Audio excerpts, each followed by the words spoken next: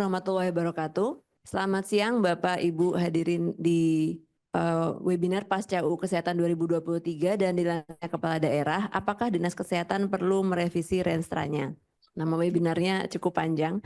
Jadi di siang hari yang berbahagia ini kita akan berdiskusi bersama mengenai perubahan-perubahan yang terjadi di sektor kesehatan dan kaitannya dengan Renstra. Kita sudah pernah berhadapan dengan perubahan yang sangat besar ya karena pandemi COVID-19 yang 5 tahun yang lalu, udah lama juga ternyata ya, yang mengubah banyak tatanan untuk pelayanan kesehatan. Kemudian di tahun 2023 ada Undang-Undang 17 yang juga mengubah beberapa tatanan pelayanan kesehatan di Indonesia dan ada transformasi kesehatan juga. Nah, di tahun 2025 ini kita sudah punya beberapa ratus ya, 514 lebih pasti dengan yang provinsi kepala daerah baru.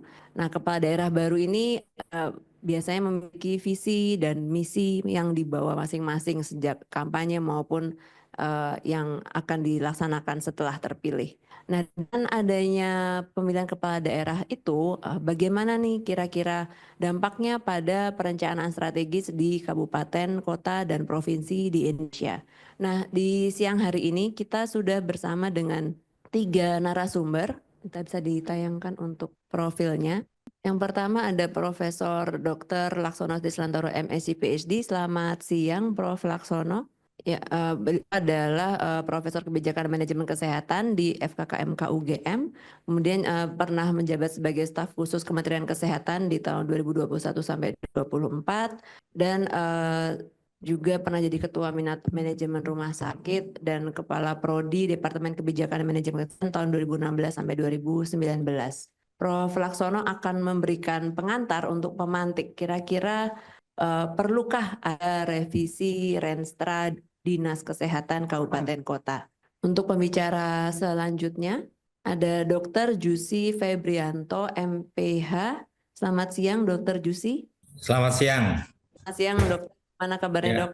Alhamdulillah sehat. Ya, terima kasih sudah bersedia bergabung diskusi bersama di siang hari ini Dokter. Iya, sama-sama terima kasih. Nah, Dr. Jusi Febrianto ini adalah Kepala Dinas Kesehatan Kabupaten Purbalingga sejak tahun 2021 sampai sekarang.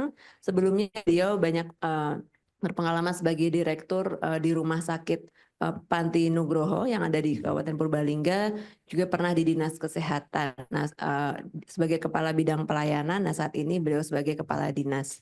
Beliau menamatkan pendidikan kedokteran di FKUGM 93 dan S2 Ilmu Kesehatan Masyarakat tahun 2009.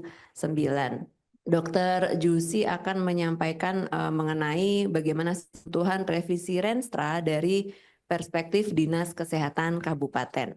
Kemudian untuk pembicara narasumber yang ketiga, di sini telah hadir bersama kita Dr. Gigi Iin Adriani Mkes. Selamat siang Dr. Iin.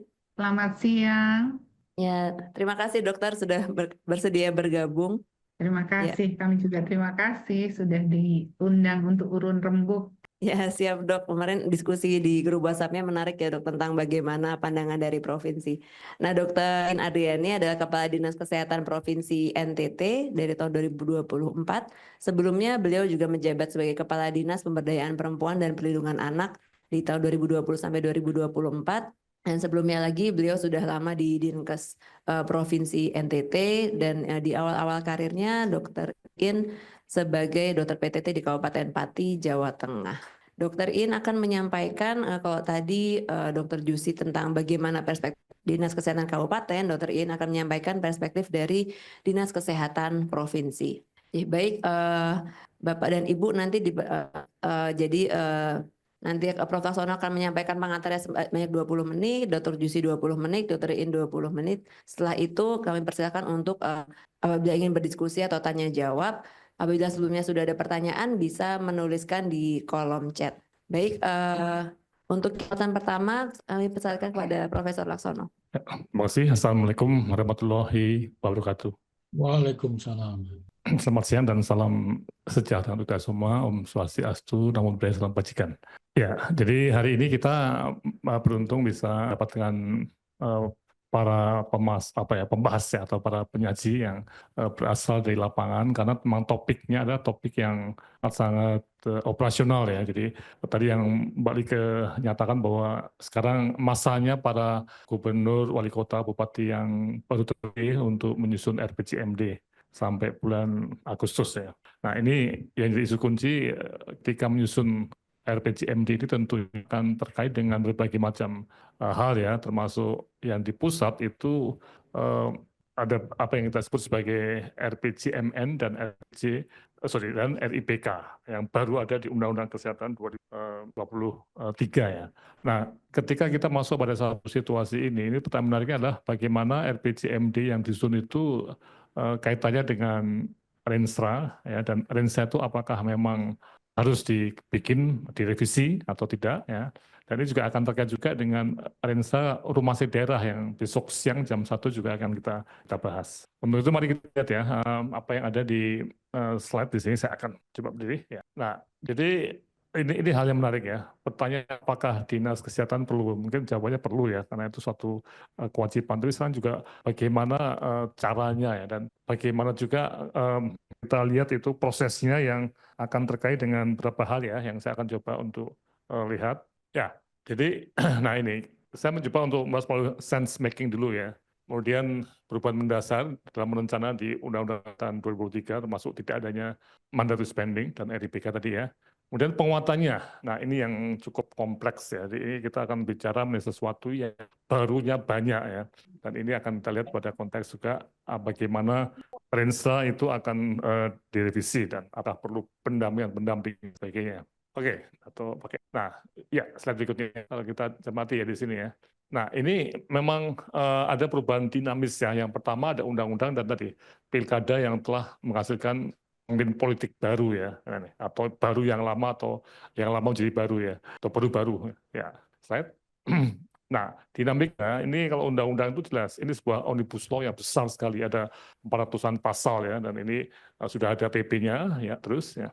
Tujuannya, nah ini yang perlu kita lihat ya, dan sangat terkait dengan apa yang ada di pemerintah daerah. Yang pertama adalah menjamin ketersediaan pendanaan kesehatan yang betul-betul berkesinambungan dan berkeadilan, serta dikelola secara transparan, efektif, dan efisien. Ini. Kemudian peningkatan akses dan cakupan, serta peningkatan mutu dan ketahanan sistem kesehatan yang diharapkan dapat meningkatkan status kesehatan masyarakat. Kemudian meningkatkan koordinasi pembangunan kesehatan di semua tingkat pemerintahan. Nah ini, tingkatnya juga ada di pusat tentunya, provinsi, kabupaten kota, dan juga bahkan sampai tingkat desa. Ya, karena sekarang perencanaan itu sampai ke level desa. Nih, slide. Nah ini kalau kita lihat, penggunaan ini adalah suatu model yang transformatif ya, jadi banyak sekali ya, dan nanti akan kita lihat perubahan yang sangat menonjol apa ya, banyak, tapi kita mungkin hanya 2 yang kita bahas ya. Terus ya. Nah kemudian dinamika ini, nah ini yang satu isu kunci ya.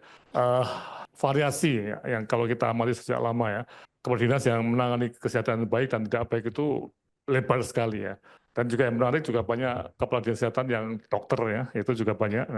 Atau yang sarjana masyarakat atau farmasis itu juga ada. Di NTT itu gubernurnya seorang lulusan Fakultas Farmasi berasal dari UGM ya. Nah ini menunjukkan bahwa sektor kesehatan itu mungkin akan diperhatikan betul ya.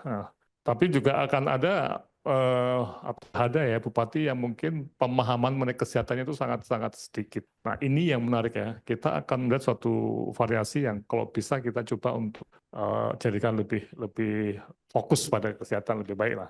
Nah kemudian juga pemerintah pusat punya berbagai program prioritas yang masuk di RIPK. Ini yang jadi satu isu kunci yang nanti Pak Yusi dan Bu Iin akan membahas bagaimana pendapat dari daerah mengenai apa yang terjadi di daerah dan dengan program-program pusat ya. Yang jelas sudah ada retreat di Magelang, sudah jelas ini ada pesan-pesan dari Kementerian Kesehatan di sana, Kementerian Keuangan, Presiden dan sebagainya. Ya, slide. Nah, apa impact-nya? Nah, ini yang jadi isu kunci ya. Dinas Kesehatan itu ya atau lebih diperkuat posisinya sebagai regulator di daerah ya, dan bahkan jadi koordinator atau sinkronisasinya pembangunan kesehatan ada di Dinas Kesehatan daerah ya. Dan penghubung dengan pemerintah pusat, nah ini juga menarik, di level provinsi itu banyak UPT pusat yang beroperasi di provinsi ya, ini pada Dinkes Provinsi berhubungan dengan BPJS, dengan Badan POM, BKKBN, ya, dengan Badan Narkotika Nasional dan sebagainya. Ya. Nah, ini sebuah fungsi yang sangat-sangat menurut saya sangat rumit, ya. Belum juga dengan Undang-Undang Kesehatan tidak ada lagi Badan Pengawas Rumah Sakit. Jadi rumah sakit itu swasta dan pemerintah itu diawasi oleh dinas kesehatan. Jadi kita bisa membayangkan ya fungsi dinas kesehatan itu menjadi sangat-sangat besar ya. Terus, nah di sini kita perlu betul para pemimpin yang punya cara berpikir yang sensing untuk mendapatkan respon yang baik ya. Ya. Slide berikutnya. Ya. Nah, contoh yang menarik adalah bagaimana perubahan dideteksi ya, ada yang perubahan besar dalam sistem kesehatan dan kita bisa melihat ada makna perubahan dan ditafsirkan dan respon. Nah, inilah yang diuji ya. Responnya itu kemana atau di mana menuangkannya. Nah, tentunya responnya itu akan masuk pada apa yang kita sebut sebagai strategik ya, yang betul dipimpin oleh dinas kesehatan. Tapi masih ada RPJMD juga, jadi kita akan lihat nanti di daerah ya. Oke. Nah, misalnya di Kaltim ya, kita sudah banyak diskusi ketemu di Kaltim ya, itu bagaimana tren-tren yang ada di Kaltim dan Indonesia itu semuanya bisa dianalisis, kemudian ada semacam apa yang kita sebut sebagai pemahaman undang-undang kesehatan, dan juga bagaimana menafsirkan apa yang akan terjadi di masa depan, dan ini akan menjadi suatu bahan untuk respon meningkatkan status kesehatan masyarakat. Ya, slide. Yang kedua, nah ini, kita masuk pada apa yang disebut perubahan dasar ya. Yang pertama adalah mandatus spending tidak ada dan NIBK. Ini slide berikutnya ya. Nah ini. Jadi apa yang ada di tahun 2009 ya, ada undang-undang kesehatan itu 5% dari APBD dan 10% dari APBD ya. APBN 5% ya. APBD 10% ya. Ini ternyata memang dianggap tidak baik ya. Dan betul ya, slide berikutnya karena di mana-mana juga tidak ada apa ya referensi ilmiah mengenai mandatory spending tadi ya. Misalnya di bukunya WHO 2006 ya, itu jelas menyatakan bahwa tidak ada magic number ya, tidak ada itu. Slide. Dan kita bisa melihat dalam konteks APBN 5% atau 10% tadi, itu ternyata ketika sudah dijalankan itu ya slide berikutnya, anggaran itu juga tidak membaik ya. Jadi 10% di daerah itu juga sering dipaksakan untuk membayarkan ke BPJS, sementara kekurangan SDM, kekurangan sistem pelayanan kesehatan tidak dihitung ya. Di pusat 5% juga ternyata preventif promotifnya itu relatif rendah, yaitu Ditjen Kesmas dan P2P itu dibanding dengan Setjen. Setjen itu adalah dana yang dipakai untuk membayar BPJS ya, APBN itu sangat tinggi. Nah, dan ini kelihatan sekali ada suatu perbedaan yang menyolok antara kuratif dan preventif saat ada mandatory spending ya. Ya, slide. Kemudian juga pemerataan itu tidak berjalan di daerah-daerah yang sulit itu klaim BPJS misalnya untuk penyakit yang katastrofik juga yang lainnya itu di Jawa tinggi sekali ya meningkatnya, sementara di luar Jawa itu flat ya nih. Slide. Nah, sehingga ada RIPK nih, Rencana Induk Bidang Kesehatan. Nah ini, ya. Nah ini yang kalau kita lihat pas 409, pemerintah pusat mengalokasikan anggaran kesehatan dari anggaran pendapatan dan belanja negara sesuai dengan kebutuhan program nasional yang dituangkan dalam RIPK. Jadi ini satu baru ya, atau satu topik baru yang ada di Undang-Undang Kesehatan yang menambah wacana atau regulasi tentang perencanaan yang diatur oleh Undang-Undang Nomor tahun 2005 ya. Dan yang keempat, nih, Pemda mengalokasikan anggaran kesehatan dari anggaran pendapatan dan belanja daerah sesuai dengan kebutuhan kesehatan daerah. Nah, ini yang mengacu pada program kesehatan nasional yang dituangkan dalam rencana induk bidang kesehatan tadi ya, dengan memperhatikan penganggaran berbasis kinerja. Nah, ini satu hal yang menarik ya. Terus, nah, di mana letaknya nih RIPK ini? Ini jadi satu isu yang menarik. Terus ya. Nah ini yang lama seperti ini ya, urutannya RPJP, RPJM, RPJMD dan sebagainya ya. Kemudian, nah ini akan RKP daerah dari Renja. Nah ini yang secara apa ya struktur atau gambaran diagram, klik lagi akan seperti ini. Nah, terus ya ini di situ. Jadi, nah RIPK nah ini akan diacu oleh RPJMD ya, dan juga Rensa OPD. Nah ini satu yang menarik ya untuk kita lihat ya, tapi ini sekarang dalam proses pengembangan. Slide.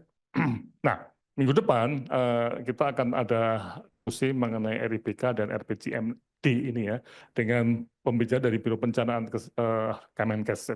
Jadi kita akan melihat apa yang terjadi di pusat mengenai RIPK ini. Oke. Nah, dari sinilah mari kita bagaimana penguatan perencanaan kesehatan di daerah. Nah, ini slide berikutnya. Jadi ketika gubernur harus menyiapkan RPJMD ini pertanyaan menariknya bagaimana sektor kesehatan ditangani atau ditulis dalam proses ini ya, perencanaan tadi ya. Slide. Nah, ini. Jadi RPJMN, RPIBK, RPJMD, ya, Renstra ini. Jadi kedudukan Renstra memang mengacu pada RPJMD dan RIBK dan juga RPJMN ini. Nah, ini. Jadi ini sebuah flow yang minggu depan ya kita akan lebih pastikan lagi dengan adanya menjadi Biro Perencanaan ya. Itu menunjukkan bahwa Renstra yang ada sekarang itu tidak mudah dulu ya.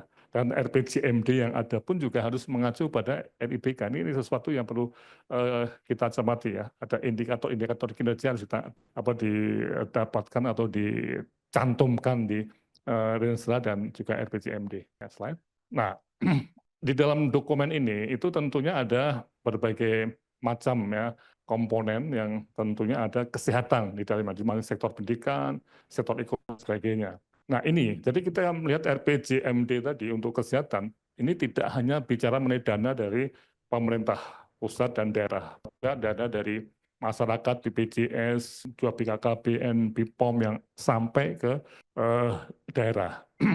Kemudian juga proyeksi besar masalah, rencana per 5 tahunan dan juga rencana anggaran yang sifatnya indikatif ya untuk 5 tahun ke depan ini. Nah ini yang di RPJMD ini belum tertulis seperti ini ya. Nah nih, jadi nanti kita akan terus bahas dalam konteks sampai mungkin Agustus ini ya. Kita cermati apa yang terjadi di lapangan. Slide. Ya, kenapa? Kalau kita lihat di dalam RPJMD itu kalau tidak betul-betul bagus ya, jangan apa-apa yang tentang kesehatan di RPJMD itu hanya formalitas, tidak menunjukkan apa yang seharusnya. Saya pribadi berpendapat di dalam RPJMD komponen kesehatan seperti RIBK-nya untuk daerah ya. Jadi ada RIBK nasional, tapi daerah itu juga mempunyai dalam RPJMD itu komponen kesehatan yang menunjukkan mirip dengan RIBK yang lintas sektoral dan juga lintas unit ya, tidak hanya dana dari yang ada di Dinas Kesehatan. Oke, slide. Nah, siapa yang menulis komponen kesehatan ini jadi krusial ya, apakah Bapeda ataukah Dinas Kesehatan juga ikut, tim transisi pemerintahan kalau ada, itu juga bisa terjadi ya. Karena ini catatannya di masa lalu itu sering terjadi penulisannya untuk formalitas, ini tidak dipakai dengan serius tadi ya. Ya, pokoknya ada kesehatan 2 atau 3 halaman dari dokumen yang tebalnya 200 halaman. Itu sering ditemui seperti itu ya. Ya, slide. Nah, kemudian rencana strategis dinas. Ya, slide terusnya. Nah ini. Jadilah kita harus melihat pada konteks governance ya. Jadi kita akan masuk pada satu hal yang menarik. Ada banyak aktor ya, yang tata kelola itu harus betul-betul baik supaya tidak ada saling silih ya, untuk meningkatkan status masyarakat ini dari WHO ya. Slide berikutnya. Nah fungsi governance itu ada supaya meningkatkan kerjasama ya, para pelaku dan non kesehatan. Jadi ada yang dari PU misalnya atau dari KLH lingkungan hidup dan macam-macam ya. Kemudian pemerintah dan swasta. Ya, jadi tidak hanya pemerintah, tapi swasta juga harus ikut, dan masyarakat, termasuk ormas-ormas, masuk organisasi profesi, itu juga harus bersama-sama bekerja dari mulai perencanaan ya, sampai pelaksanaannya untuk mencapai tujuan bersama. Nah, ini. Dan bagi Menkes atau konteks provinsi, Kepala Dinas Kesehatan Provinsi dan Kepala Dinas Kabupaten Kota di level kabupaten kota itu menjadi dasar legitimasi ya, hukum untuk selalu bekerja bersama dengan berbagai pemilihannya untuk meningkatkan status kesehatan masyarakat. Slide. Nah, ini good governance itu intinya bagi tata kelola itu dipakai betul ya, sehingga ada kejelasan tanggung jawab antar pelaku kegiatan. Sehingga pelayanan kesehatan itu kita tahu apa yang mengawasi, ya siapa yang melakukan, siapa yang mendanai, ya semuanya itu teratur itu ya. Jangan sampai ada suatu situasi di mana pelayanan kesehatan itu mahal, berisiko, tapi tidak ada satu kontrol pun dari pemerintah. Ya. Ini bisa terjadi seperti itu. Slide. Nah, governance itu membutuhkan kebijakan-kebijakan yang sinergetik, struktur dan mekanisme yang dapat meningkatkan kerjasama dan para pelaku ya yang mempunyai fungsi masing-masing yang saling melengkapi, bukan tumpang tindih. Nah, ini yang menjadi isu kunci ya. Tidak overlapping, jadi peran pemerintah ya di sini, peran swasta di situ, masyarakat di situ, masyarakat yang lainnya apa, kemudian juga rumah sakit daerah di mana, rumah sakit swasta di mana. Nah, ini semuanya mempunyai apa yang kita sebut sebagai yang saling melengkapi. Slide. Nah, jadi kalau kita lihat fungsi itu bisa sebagai regulator, stewardship, pembiayaan, pelaksanaan kegiatan dan pengembangan SDM minimal seperti ini ya. Ini fungsi-fungsi yang harus dijaga betul, jelas siapa yang melakukan. Slide. Sehingga kalau lihat pelakunya seperti ada pemerintah, masyarakat, dan kelompok usaha, dan klik lagi. Nah ini ternyata banyak organisasinya. Klik lagi. Nah ini banyak banget nih. Jadi lembaga pemerintah itu mulai DPRD, Kemenkes, Dinkes sampai kemudian di lembaga usaha, masuk industri kesehatan, organisasi masyarakat, profesi, asosiasi pelayanan kesehatan, lembaga swadaya masyarakat. Jadi ini semua bersama-sama, belum ada BPJS. Memang BPJS itu menjadi pertanyaan, termasuk organisasi sektor kesehatan atau keuangan. Nah, kalau penggajiannya tim BPJS itu adalah penggajian lembaga keuangan, bukan lembaga kesehatan. Right? Nah ini, siapa pemimpinnya? Nah ini satu isu kunci ya. Apakah pemimpinnya itu sama-sama paham mengenai governance-nya, tugas pokok masing-masing, atau tidak paham satu sama lain sehingga malah konflik. Ini bisa terjadi. Slide. Nah inilah yang kita fungsi-fungsinya banyak. Terus, nah ini berbagai strategik. Jadi ini tentunya kita akan melihat ada renslanya lembaga regulator, ada renslanya lembaga operator pemberi pelayanan seperti ini ya. Ada renslanya lembaga penyedia pendanaan BPJS di cabang ya. Ada organisasi masyarakat di sebuah wilayah ya, sampai juga renstra perguruan tinggi. Itu cocok nggak? Untuk perguruan tinggi, jangan-jangan kebutuhannya SDM, ABCD, perguruan tingginya nggak mampu, cuman AB saja. Yang CD nggak bisa. Ini sudah terjadi di Indonesia ini. Jadi kita bisa melihat bahwa ini semua itu bagian penting dari apa yang tadi kita sebut sebagai governance ya. Masing-masing pihak itu punya misi dan visi yang harapannya itu cocok dengan sama lainnya. Ya. Terus catatan nah ini untuk Dinkes dan rumah sakit daerah itu menarik. Nah, ini sesuatu yang bisa bikin semacam diskusi yang mendalam.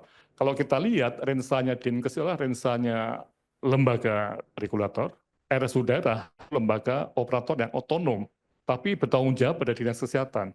Nah, jadi ada dua rensa yang terpisah, tapi rensanya rumah sakit itu akan menjadi bagian dari, sebagai menurut saya, sebagai lampiran dari rensanya dinas kesehatan. Terpisah, tapi ada hubungan yang sifatnya itu pelaporan ya. Terus sehingga ada catatan nih ya, menurut saya ada konsep ketika pembedaan rensa itu untuk kes itu rensa untuk pelayanan kesehatan promotif dan preventif gitu misalnya. RS daerah itu untuk pelayanan kesehatan kuratif, tidak seperti ini. Jadi dinas itu sebagai lembaga regulator yang juga mengawasi kuratif juga. Nah, ini yang perlu kita lihat ya. Slide berikutnya. Metodenya saya kira akan singkat saja seperti ini. Intinya ada pembahasan lingkungan eksternal, ada strategic thinking, strategic planning, sampai ke strategic momentum. Jadi ini suatu pola berpikir. Ya, slide.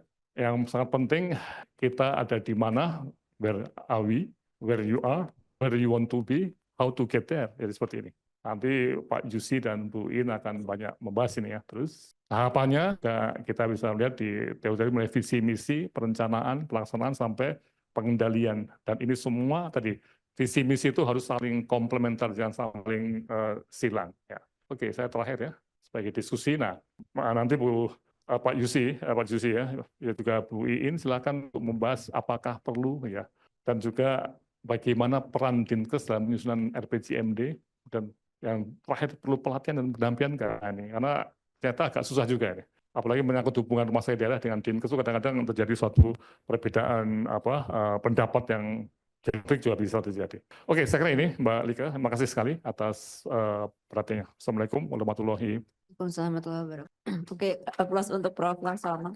Ya, terima kasih Prof. Laksono untuk pengantarnya. Tadi secara singkat, Renstra ini dipengaruhi oleh 3 peraturan utama ya, bukan peraturan ya, regulasi-regulasi utama, ada RPJMN, RPJMD, dan juga RIBK. Dan kemudian di masing-masing tingkat kabupaten kota atau provinsi banyak lembaga-lembaga atau organisasi kesehatan juga yang berkepentingan di situ. Oleh karena itu, nah bagaimana ini dampaknya pada penyusunan Renstra di kabupaten? Dr. Yusi Febrianto, selamat siang. Dokter sudah siap, Dok? Siap. Selamat siang juga.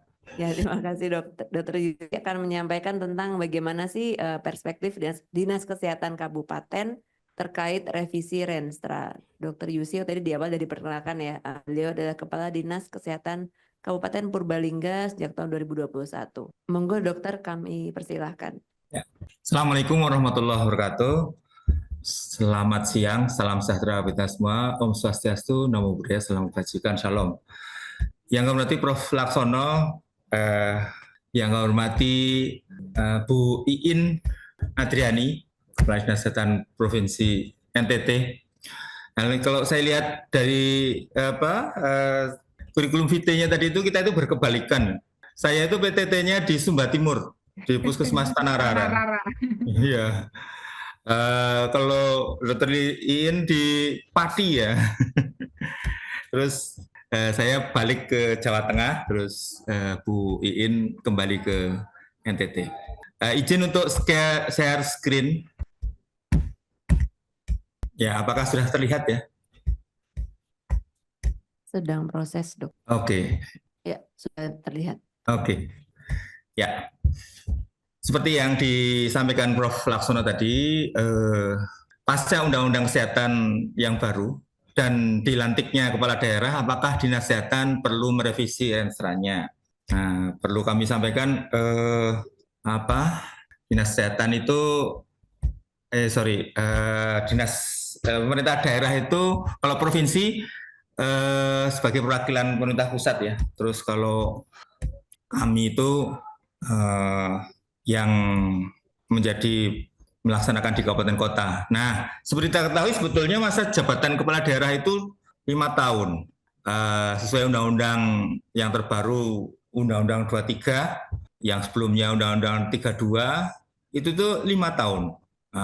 Terus karena pilkada serentak ini kebetulan Purbalingga itu bupatinya itu akhirnya karena pilkadanya itu tahun 2020 terus dilantik 2021, maka masa jabatannya itu berkurang. Purbalingga termasuk yang berkurang, praktis hanya 3,5 tahun. Terus kebetulan incumbent-nya itu saat ini tidak berhasil untuk mempertahankan sehingga diganti oleh kepala daerah yang baru, bupati yang baru.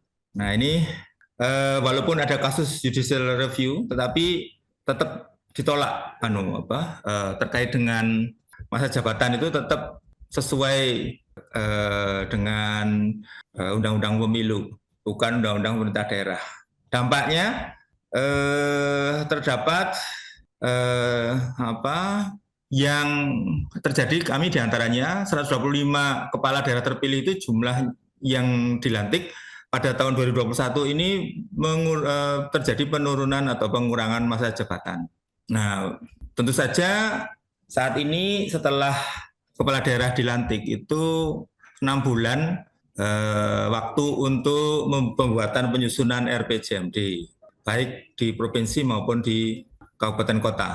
Landasan hukumnya Undang-Undang Nomor 25, Undang-Undang Nomor 23, dan Permendagri 86 2017. Tahapan penyusunannya mulai dari persiapan, penyusunan rancangan awal, ini saat ini sedang kita kerjakan ini, penyusunan rancangan dan penetapan. Nah, seperti yang disampaikan tadi, kita menganalisis kondisi daerah maupun kondisi eksternal ya. Kemudian kita merumuskan permasalahan, identifikasi isu strategis, penelahan RT/RW, rencana tata ruang wilayah, dan sinkronisasi tata ruang, kemudian perumusan visi, misi, dan tujuan. Karena Kabupaten Purbalingga kepala daerahnya baru, tentu saja mempunyai visi dan misi yang baru. Walaupun kemarin sudah disatukan di Magelang, hanya ada visi misi presiden, tapi tetap di dalamnya itu di pemerintah daerah atau kepala daerah yang baru mempunyai visi misi yang baru, yang mempunyai tujuan, sasaran, dan program prioritas yang berbeda. Kemudian kita juga mengidentifikasi capaian kinerja yang sebelumnya, itu dibandingkan juga kita evaluasi, kemudian penetapan target kinerja yang baru, penyusunan indikator kinerja, dan integrasi dengan sistem evaluasi. Kemudian kita juga perlu untuk merumuskan strategi arah kebijakan pembangunan menengah daerah. Seperti yang disampaikan tadi, ada analisis lingkungan internal dan eksternal, kemudian perumusan alternatif strategi, penetapan sasaran terpilih, dan penjabaran arah kebijakan. Nah, sekarang keterkaitan RPJMD dengan dokumen rencana lainnya, ini ada RPJPD, rencana yang kemarin kita juga sudah buat, kemudian RT/RW. Di samping itu kita juga harus memperhatikan RPJMN, karena harus sinkron nanti RPJMN. Terus kita juga ada rencana pembangunan jangka menengah daerah yang di provinsi. Nah, ini kalau timeline-nya atau alurnya tadi sudah disampaikan sama Prof. Laksono. Saya tidak akan mengulang lagi. Pada intinya kita punya kesempatan sampai Agustus nanti untuk menyusun RPJMD. Nah, ini masa jabatan di Purbalingga hanya 3,5 tahun. Jadi di kortingnya cukup banyak untuk kepala daerah kami itu. Terus tapi kemudian ya RPJMD-nya itu berubah banyak. Terus untuk Renstra OPD itu bagian dari RPJMD, tapi untuk bidang kesehatan ya, untuk khususnya. Kemudian periode Renstra harus mengikuti RPJMD. Kebetulan RPJMD-nya kita itu sebetulnya masih berlaku, masih ada, tetapi karena sudah harus diganti ya, kita harus ganti. Nah, dasar hukumnya untuk Renstra OPD sendiri ya, bisa dibaca, saya skip saja. Sistematikanya seperti ini. Mulai dari pendahuluan, gambaran pelayanan perangkat daerah, permasalahan dan isu strategis perangkat daerah, tujuan dan sasaran, strategi dan arah kebijakan, rencana program kegiatan serta pendanaan, kinerja penyelenggaraan bidang urusan dan penutup. Ini bab 1, terus bab 2. Nah, menarik tadi yang disampaikan oleh Prof. Laksono, kadang-kadang kita itu hubungannya tidak harmonis dengan rumah sakit umum daerah. Di Purbalingga saat ini hubungan kami dengan rumah sakit tidak ada masalah. Biasanya itu terjadi permasalahan, tapi alhamdulillah di tempat kami tidak. Terus ini bab 3-nya saya tidak akan membahas secara detail. Terus, nah adanya undang-undang kesehatan yang baru ini juga akan mempengaruhi Renstra OPD atau Renstra Dinas Kesehatan. Terus ini juga setiap kepala daerah itu memiliki gaya kepemimpinan dan pendekatan manajemen yang berbeda yang dapat mengaruhi proses pengambilan keputusan dan mekanisme koordinasi antar perangkat daerah dalam menyusun Renstra. Ini penting untuk kita selaraskan untuk pembuatan Renstra kita sesuai dengan RPJMD yang baru. Sinkronisasi pusat dan daerah. Nah, ini juga penting supaya kita itu ada benang merahnya dengan pusat. Jadi kita melaksanakan kegiatan yang juga agendanya adalah agenda Kementerian Kesehatan juga kita bisa kerjakan. Terus, nah diantaranya untuk supaya ada alignment itu kita mengacu juga ada RIBK, Rencana Induk Bidang Kesehatan. Kita mulai masukkan sejak awal perancangan RPJMD dan Renstra Dinas Kesehatan. Memasukkan indikator kinerja utama dan indikator program Dinas Kesehatan serta pendanaan di rancangan awal RPJMD. Nah, ini indikator disusun dengan mengacu RPJMN, RPJPD, dan Ranwal Renstra Dinkes Provinsi. Dinkes Provinsi juga saat ini sedang membuat, jadi kita juga bersama-sama secara paralel melaksanakan pembuatan Renstra OPD. Arah kebijakan dan strategi RPJMD dan Renstra Dinas Kesehatan mengacu pada Undang-Undang Kesehatan yang baru ini. Tantangan dan hambatan, jadi tidak mudah juga. Rencana strategis kementerian saja belum terbit. Kemudian rencana kesehatan provinsi juga belum terbit. Perlu penyesuaian terhadap Undang-Undang Kesehatan yang baru, perlu penyesuaian terhadap RIBK, perlu penyesuaian terhadap RPJMN yang baru. Adanya perubahan prioritas pembangunan oleh kepala daerah yang baru, perubahan manajemen kepala daerah yang baru. Kalau minggu depan berarti Halo Dr. Jusi. Kabupaten kota terhadap rencana strategis Kementerian Kesehatan dan Renstra Dinas Kesehatan Provinsi, penyelesaian rancangan awal Renstra dengan OPD terkait, Dinsos, Dindik, Dinpermasdes, dan lain-lain terkait bidang kesehatan. Kesimpulan, Renstra Dinas Kesehatan Kabupaten Purbalingga harus diganti sehubungan dengan adanya perubahan Undang-Undang Kesehatan dan adanya pilkada serentak. Penyelesaian dengan regulasi RPJPN, RPJMN, RIBK, Renstra Dinas Kesehatan Provinsi, RPJPD, RPJMD perlu dilaksanakan di dalam pembuatan Renstra Dinas Kesehatan Kabupaten Purbalingga. Dan ini PR yang kita sedang kerjakan. Saya kira itu yang bisa saya sampaikan. Terima kasih atas kesempatannya yang diberikan oleh Prof. Laksono. Semoga apa yang saya sampaikan ini bermanfaat. Apabila ada kata-kata yang kurang-kurang, saya mohon maaf yang setulus-tulusnya. Saya akhiri, billahi taufik walhidayah. Wassalamualaikum warahmatullahi wabarakatuh. Waalaikumsalam warahmatullahi wabarakatuh. Terima kasih Dokter Yusi. Aplaus buat Dokter Yusi. Ini banyak yang tepuk tangan, Dok. Mungkin bisa nggak kedengaran. Terima kasih banyak, Dok. Tadi menarik sekali ya. Memang perlu ada revisi Renstra ya. Jadi paten mungkin berbeda-beda ya. Kalau di Purbalingga sendiri tadi masa jabatan kepala daerah yang kemarin cuma 3,5 tahun, tapi ternyata sudah ada rencana pembangunannya sampai 2026 juga.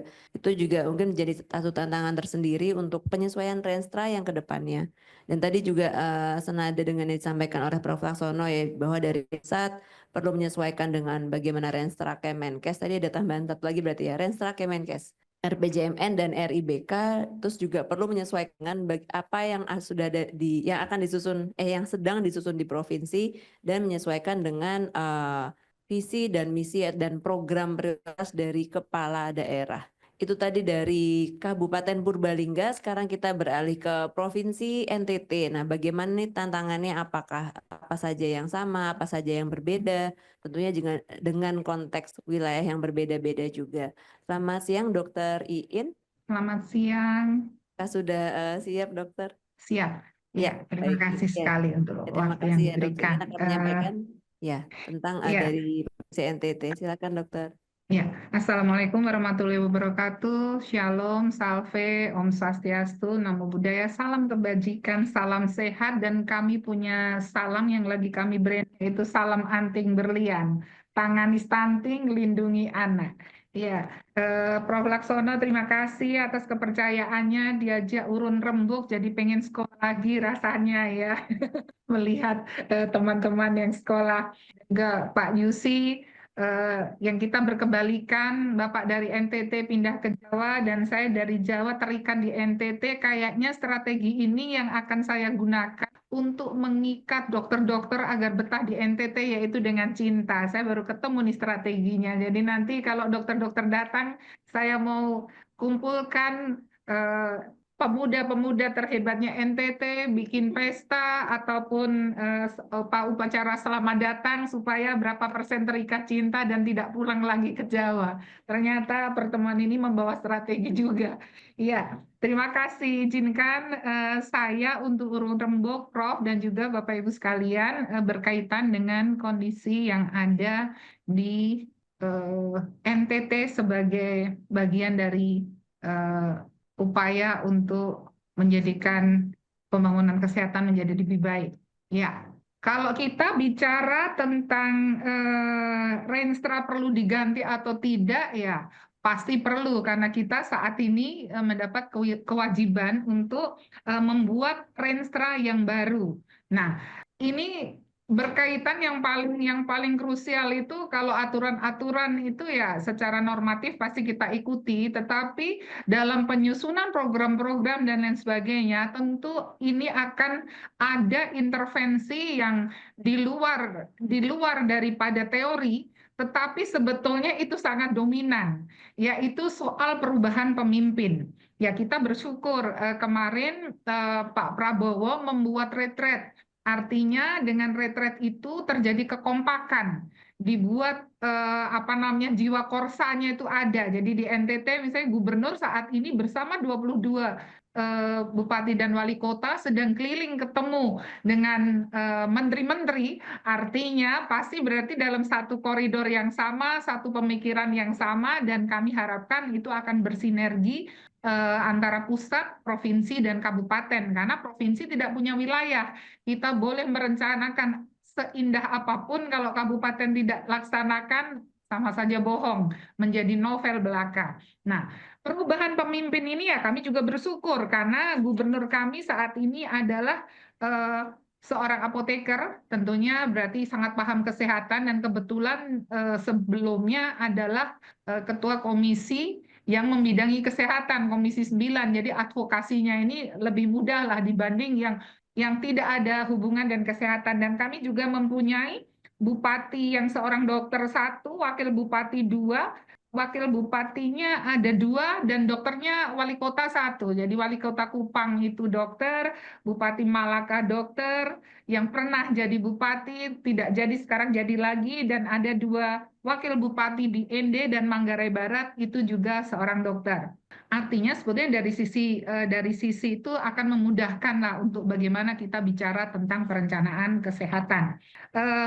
Ini juga merupakan sebuah kesempatan, bahan ini adalah suatu kesempatan, karena kalau kita bicara kesehatan, siapa yang tidak mengutamakan kesehatan? Seorang politisi pasti akan bicara bidang kesehatan itu menjadi janji politik yang utama. Ya, karena kalau kita bilang kaya dulu, pinter dulu, kaya dulu, pinter dulu, atau sehat dulu, ya pasti milihnya sehat. Itu bahasa saya kalau kita rebutan anggaran, jadi milih pinter dulu, kaya dulu, atau sehat dulu. Nah, coba pikir kan begitu, itu untuk mengalahkan dinas pendidikan yang anggarannya saat ini pasti dan kita sudah tidak ada mandatory spending. Ini juga bagian yang menjadi masalah nantinya.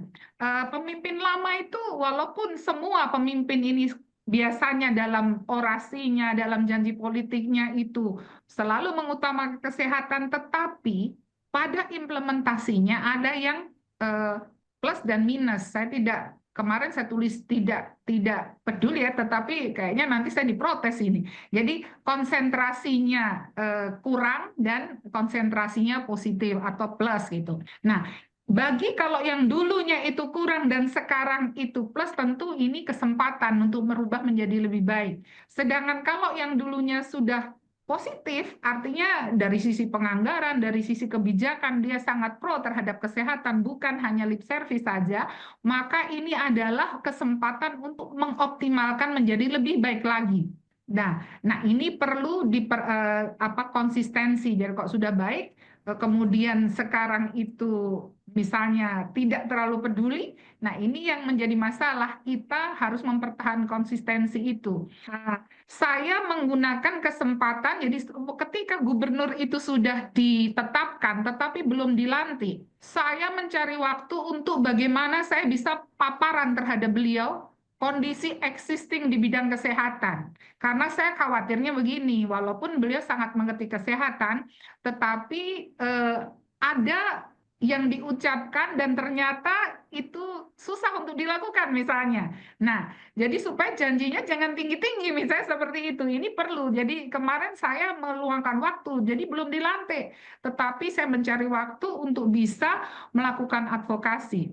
Contohnya stunting di NTT. Stunting di NTT tinggi, juara 2. Tetapi sumber daya dan kondisi yang ada itu setelah dihitung-hitung ada 11 kabupaten berpeluang naik di tahun ini apabila tidak ada intervensi yang luar biasa.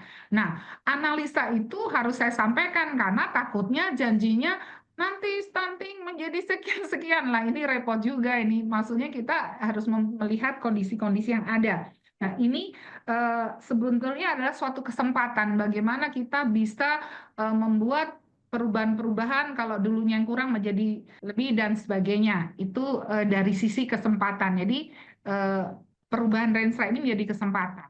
Nah, perubahan pemimpin ini tentu punya selera juga berubah.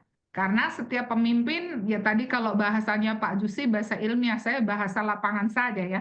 Jadi seleranya itu berubah.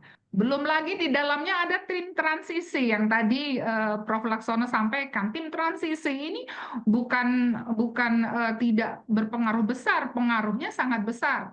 Karena dari aspek teknis mereka yang diberi kepercayaan untuk menentukan misalnya quick win-nya apa, kemudian visi misi, ya visi misinya utama presiden, tetapi tetap punya cita-cita tersendiri untuk provinsi itu seperti apa. Dan itu janji politik. Kalau janji politik yang di bawah harus mengamankan.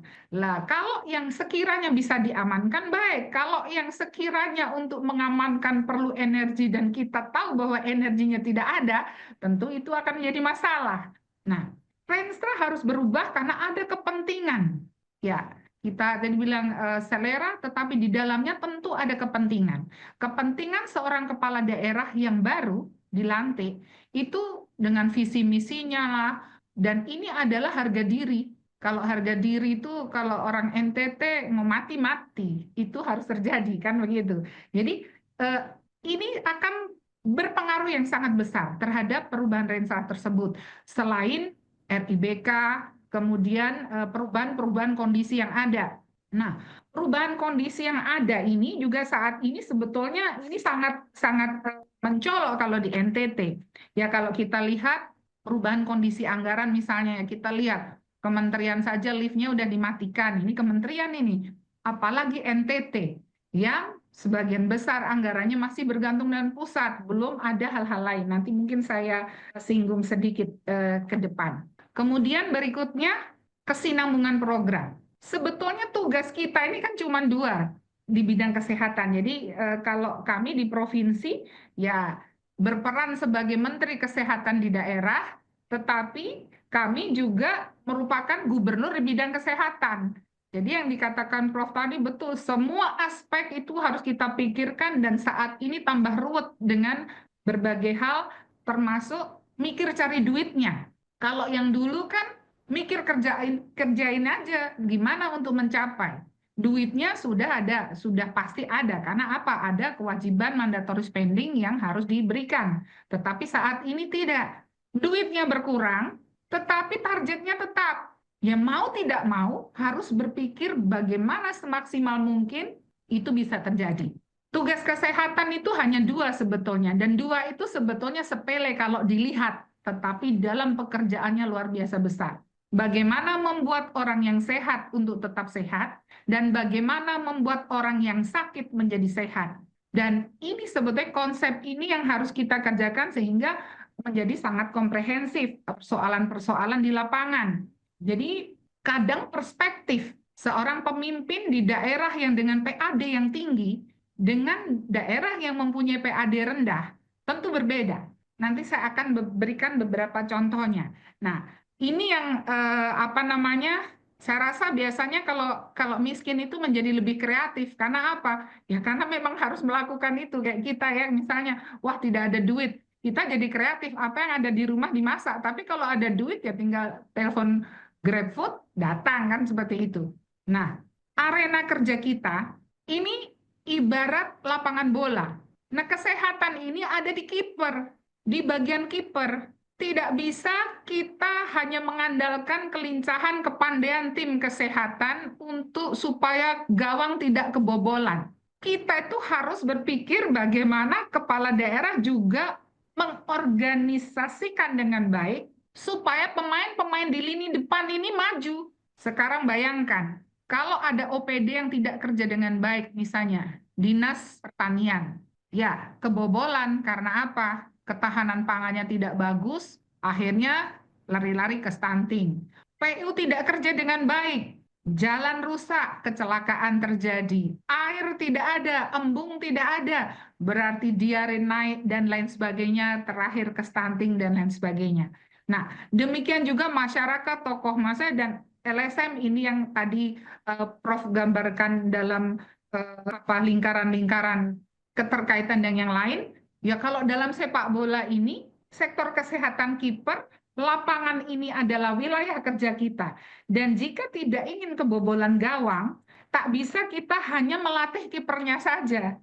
Tetapi apa? Pemain pertahanan ini juga harus dilatih dengan baik.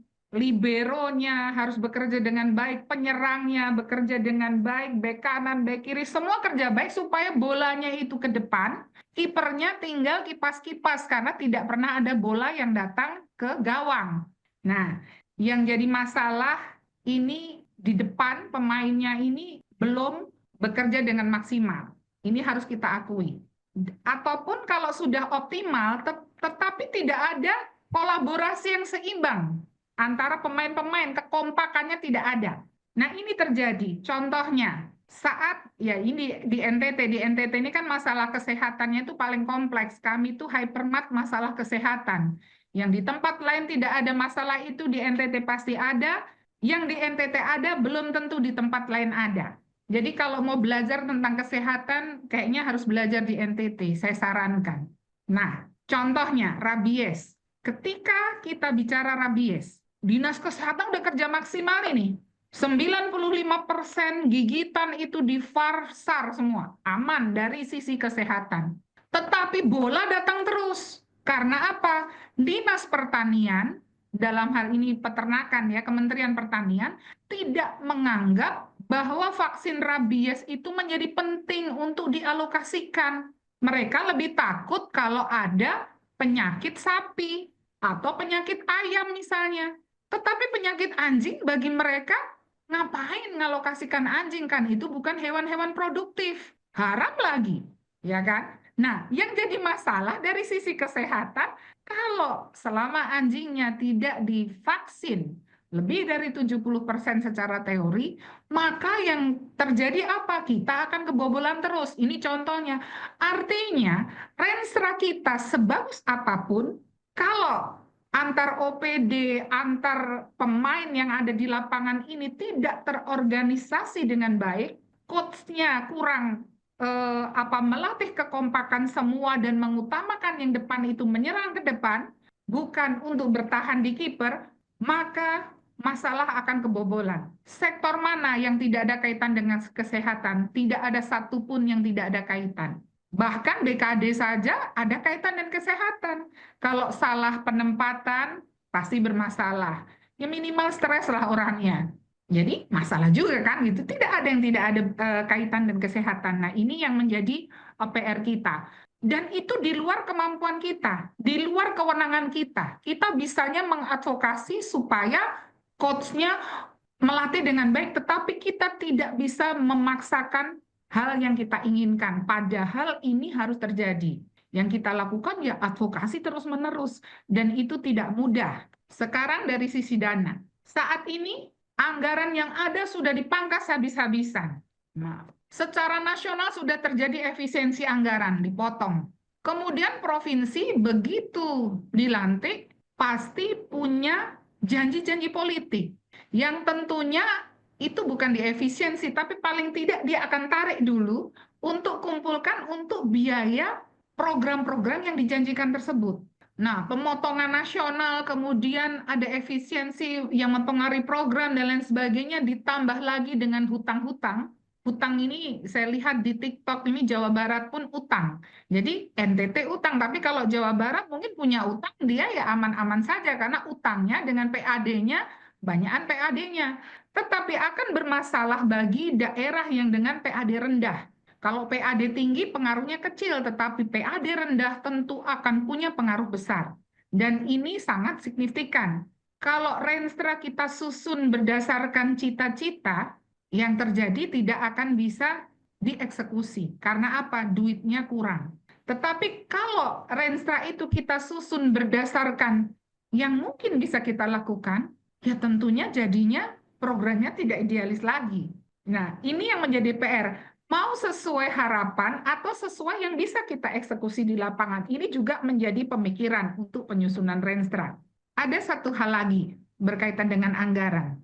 Contoh di NTT, 80% saat ini uangnya NTT bidang kesehatan itu dipakai untuk bayar BPJS. Harapannya apa? Harapannya tugas mengurus orang yang sakit menjadi sehat, paling tidak aman lah, kan begitu. Udah deh, kita kasih 80% anggaran. Gede nih 80% anggaran. Kita kasih untuk BPJS supaya tugas yang kedua, tugasnya kan satu, sehat tetap sehat, sakit menjadi sehat. Yang sakit menjadi sehat beres paling tidak. Pemikiran kita kan seperti itu, bayar aja BPJS. Tapi kenyataannya apa? Tidak semua pasien yang sakit untuk menjadi sehat itu bisa diklaim di BPJS. BPJS tidak membiayai seluruh kebutuhan orang sakit walaupun dikatakan provinsi NTT itu UHC. Universal Health Coverage, tetapi tetap tidak bisa. Kenapa tidak bisa? Yang terjadi, Setiap ada kecelakaan, kemudian harus operasi, nelponlah kepala dinas. Ibu ini bagaimana, bla bla bla dan sebagainya. Saya beberapa bulan yang lalu menjadi PLT Direktur Rumah Sakit Yohanes juga, jadi merasakan betapa susahnya itu. Tetapi sebetulnya kita punya solusi yang kita tidak pernah bayangkan. Jadi kemarin saya baru mengumpulkan ini penjamin kesehatan. Selama ini, setahu saya, taspen itu hanya urusan pensiun. Sejak zaman bapak saya masih sugeng, saya masih kecil, taspen itu urusannya pensiun. Padahal sebetulnya penjamin kesehatan yang di luar yang belum kita manfaatkan itu sangat banyak. Ada jam sostek. Taspen itu ternyata untuk pegawai saya, mungkin saya yang telah tahu ya, bisa jadi saya yang telah tahu, minta maaf, saya baru tahu bahwa taspen itu juga seperti BPJS apabila kasusnya itu di kantor, perjalanan dinas, dalam perjalanan ke rumah, ataupun berangkat ke kantor. Jadi kalau di kantor kemudian sakit, itu dijamin, bahkan anaknya segala macam dijamin. Kemudian jasa raharja, LPSK, setiap ada kekerasan dalam rumah tangga, perempuan kena bacok dari suaminya, KDRT, BPJS tidak bisa klaim. Yang terjadi apa? Kita harus memikirkan anggaran lain untuk menutup, padahal sebetulnya penjamin kesehatan lain ini belum dioptimalkan. Ya namanya miskin, kalau miskin nggak ada duit, kalau ada duit pasti bayar aja. Karena nggak punya duit, maka kita harus berpikir mana yang bisa menghasilkan duit, dan ternyata ada penjamin kesehatan lain yang kita belum sentuh selama ini. Kita taunya BPJS, karena kita membayar ke BPJS, ya kita harapannya BPJS kok selesaikan semua, padahal ternyata tidak bisa. Nah, menjadi Izin dapat pemikiran 3 juga menit di lagi. beberapa daerah, itu ketika kepala daerah berpikir untuk fee for service. Karena pemikirannya begini, ini untuk daerah kalau kaya sih nggak masalah, BPJS bayar selesai. Tapi karena kami 80% dipakai, maka kami harus berpikir, loh, itu gedung rumah sakitnya kita, obatnya kita yang beli, dokternya kita yang bayar, obatnya yang beli kita, semua kita. Kenapa uangnya harus saya kasih ke BPJS, kemudian saya harus klaim lagi ke BPJS, dan nanti pending klaimnya banyak? Ini karena akses masyarakatnya belum banyak. Ya, pemikiran seperti itu ya bisa menjadi pemikiran yang cukup berarti. Karena apa? Jangan sampai dari situ punya sisa duitnya sehingga bisa mensupport kekurangan yang ada. Nah, isu terkini, tinggal 2 slide kayaknya. Ya, hutang daerah. Kami punya hutang daerah tinggi, saya rasa bukan cuma NTT saja, ada beberapa daerah yang memiliki itu. Kemudian masalah yang belum selesai, artinya PR-PR yang lalu, yang Renstra itu hanya sebagai dokumen yang kita cita-citakan, padahal tidak implementatif, sehingga kita mempunyai PR yang banyak. Kemudian ada kebutuhan anggaran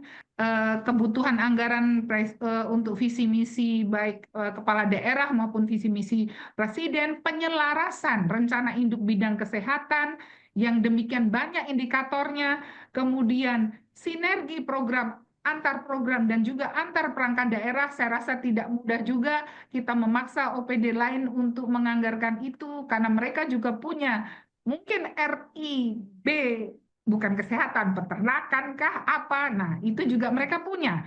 Kemudian kemungkinan juga memasukkan mitra potensial dalam Renstra. Dan yang terakhir, menurut saya perubahan itu harus nyata dalam kesinambungan program, kemudian ketajaman indikator. Karena ternyata indikator-indikator ini kadang disusun latah. Misalnya Jakarta buat itu A, kita juga buat A, padahal bisa jadi agak berbeda. Contohnya, ini kasus di kami di NTT, mungkin di tempat lain tidak. Ketika kepala daerah, PJ gubernur saat itu dituntut untuk menurunkan angka stunting, dan itu menjadi indikator yang dievaluasi setiap 3 bulan, yang terjadi apa? Angka stuntingnya turun. Tetapi kalau disurvei tinggi. Karena apa? Karena terjadi manipulasi data supaya apa? Supaya jangan dimarah oleh kepala daerahnya, supaya jangan naik. Nah, kenapa tidak diberi misalnya indikator keberhasilannya adalah anak yang bermasalah gizi yang mendapat perawatan atau pelayanan, kan beda. Pada tujuannya sama, ke stunting, menyelesaikan stunting, tetapi ternyata akan menjadi beda ketika indikator beda. Dan itu butuh ketajaman pemikiran bersama, dan kita nanti bisa diskusikan urun rembuk. Dan yang terakhir adalah contingency planning. Ketika dalam perjalanan waktu terjadi perubahan, kami tidak cantolkan program A karena tidak ada duit juga salah. Jangan sampai di tengah jalan ada peluang, cantolannya tidak ada. Tetapi kalau dimunculkan juga bisa jadi sampai akhir tidak punya anggaran. Nah, ini juga hal-hal yang menurut saya dalam implementasi di lapangan perlu kita pikirkan dan kita pecahkan bersama. Saya rasa itu urun rembuk saya. Terima kasih. Jika ada kekurangan, mohon maaf. Dan kami kembalikan kepada moderator. Terima kasih. Dr. Iin, aplaus buat Dr. Iin. Tadi banyak poin-poin yang disampaikan ya. Pertama tentang bahwa ada kada baru, berarti sebetulnya dari positifnya ya, ada kesempatan. Jadi daerah punya kesempatan untuk ya mencapai apa-apa saja yang belum dicapai. Kemudian tadi juga ada, tapi beda ini juga beda selera. Nah, kira-kira beda selera ini seberapa jauh akan mengubah renstra atau rencana yang dilaksanakan oleh Dinas Kabupaten Kota. Tantangannya juga tentang ini ya, pendapatan kapasitas fiskal dari masing-masing daerah. Ini saya lihat Purbalingga juga termasuk rendah, NTT juga termasuk rendah. Bagaimana ini dengan perubahan di tingkat pusat yang banyak keterbatasan ya, pemotongan anggaran ya, dan dampaknya sampai ke tingkat provinsi dan kabupaten kota. Tadi Dr. Iin juga sudah mengusulkan renstra ini perlu indikatornya dipertajam. Nah, padahal di RPJMN indikatornya sudah tercantum seperti itu ya. Nah, kita harus bagaimana ini.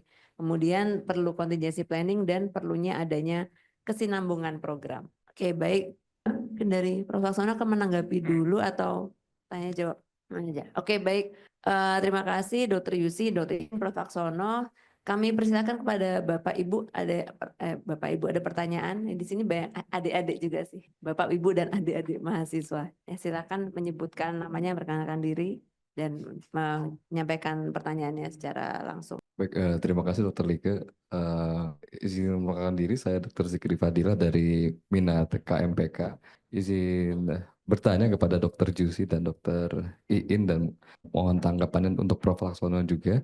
Yang ada dua pertanyaan, Dok. Yang pertama adalah bagaimana sebagai kepala dinas menyikapi visi kepala daerahnya yang mungkin tidak ada aspek kesehatan di dalamnya. Ada beberapa daerah yang baru saya tahu itu tidak ada aspek kesehatan dalam visi misinya dan mungkin ada sentimen khusus ke kesehatan karena misalnya lawan politik sebelumnya. Nah, itu bagaimana menyikapinya sebagai kepala dinas. Kemudian yang kedua, bagaimana menurut Dr. Iin dan Dr. Jusi yang ada di lapangan menyikapi kebijakan mandatory spending yang hilang? Apakah dampaknya kepada dinas kesehatan itu baik atau buruk dan apakah ada masukan terkait kebijakan tersebut? Terima kasih, Dok. Ya, terima kasih Dr. Zikri. Jadi tadi ada dua pertanyaan. Yang pertama, bagaimana kalau kepala daerahnya tidak memiliki visi misi yang terkait dengan kesehatan?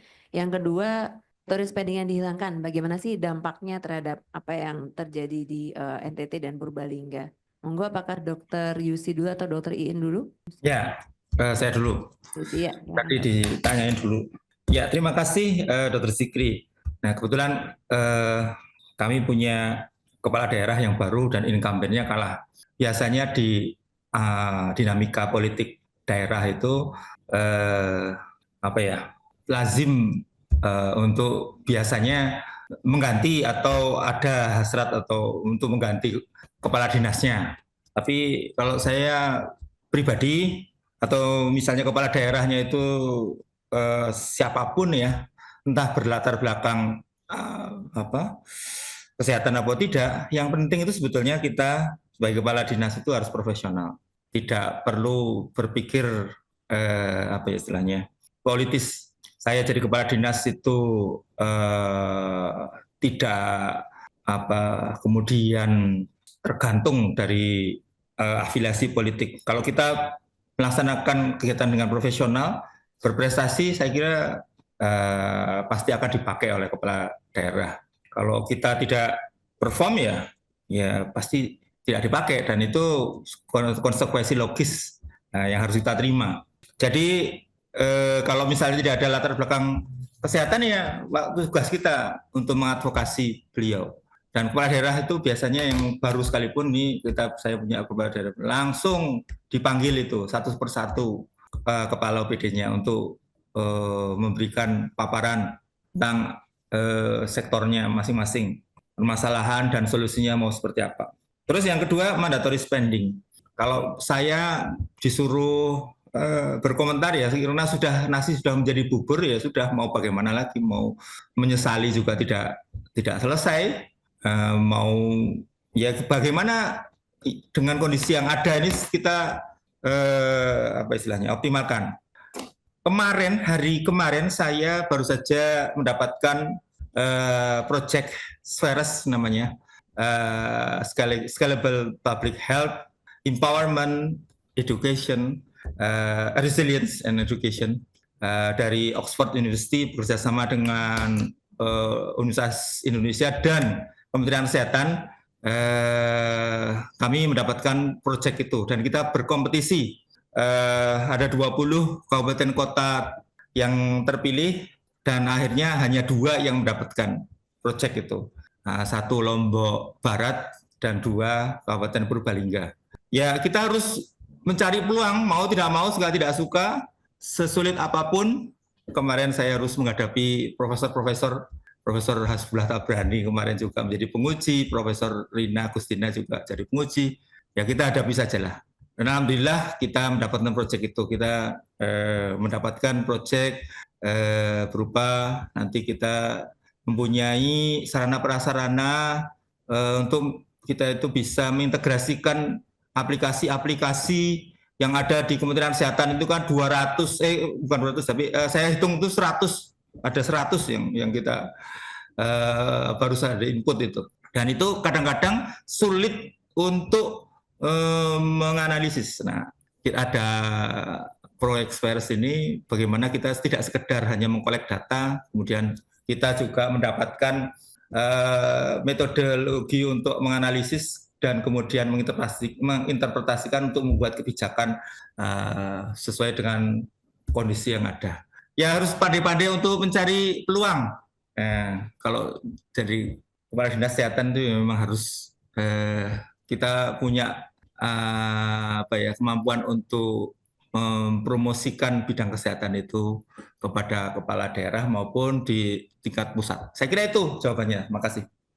Terima kasih Dr. Yus. Silakan kepada Dr. Iin. Ya, terima kasih Dr. Zikri yang atas responnya tadi ya. Ya, yang pertama, kesehatan itu adalah jualan yang paling laris sebetulnya kalau di dalam pemerintahan ya.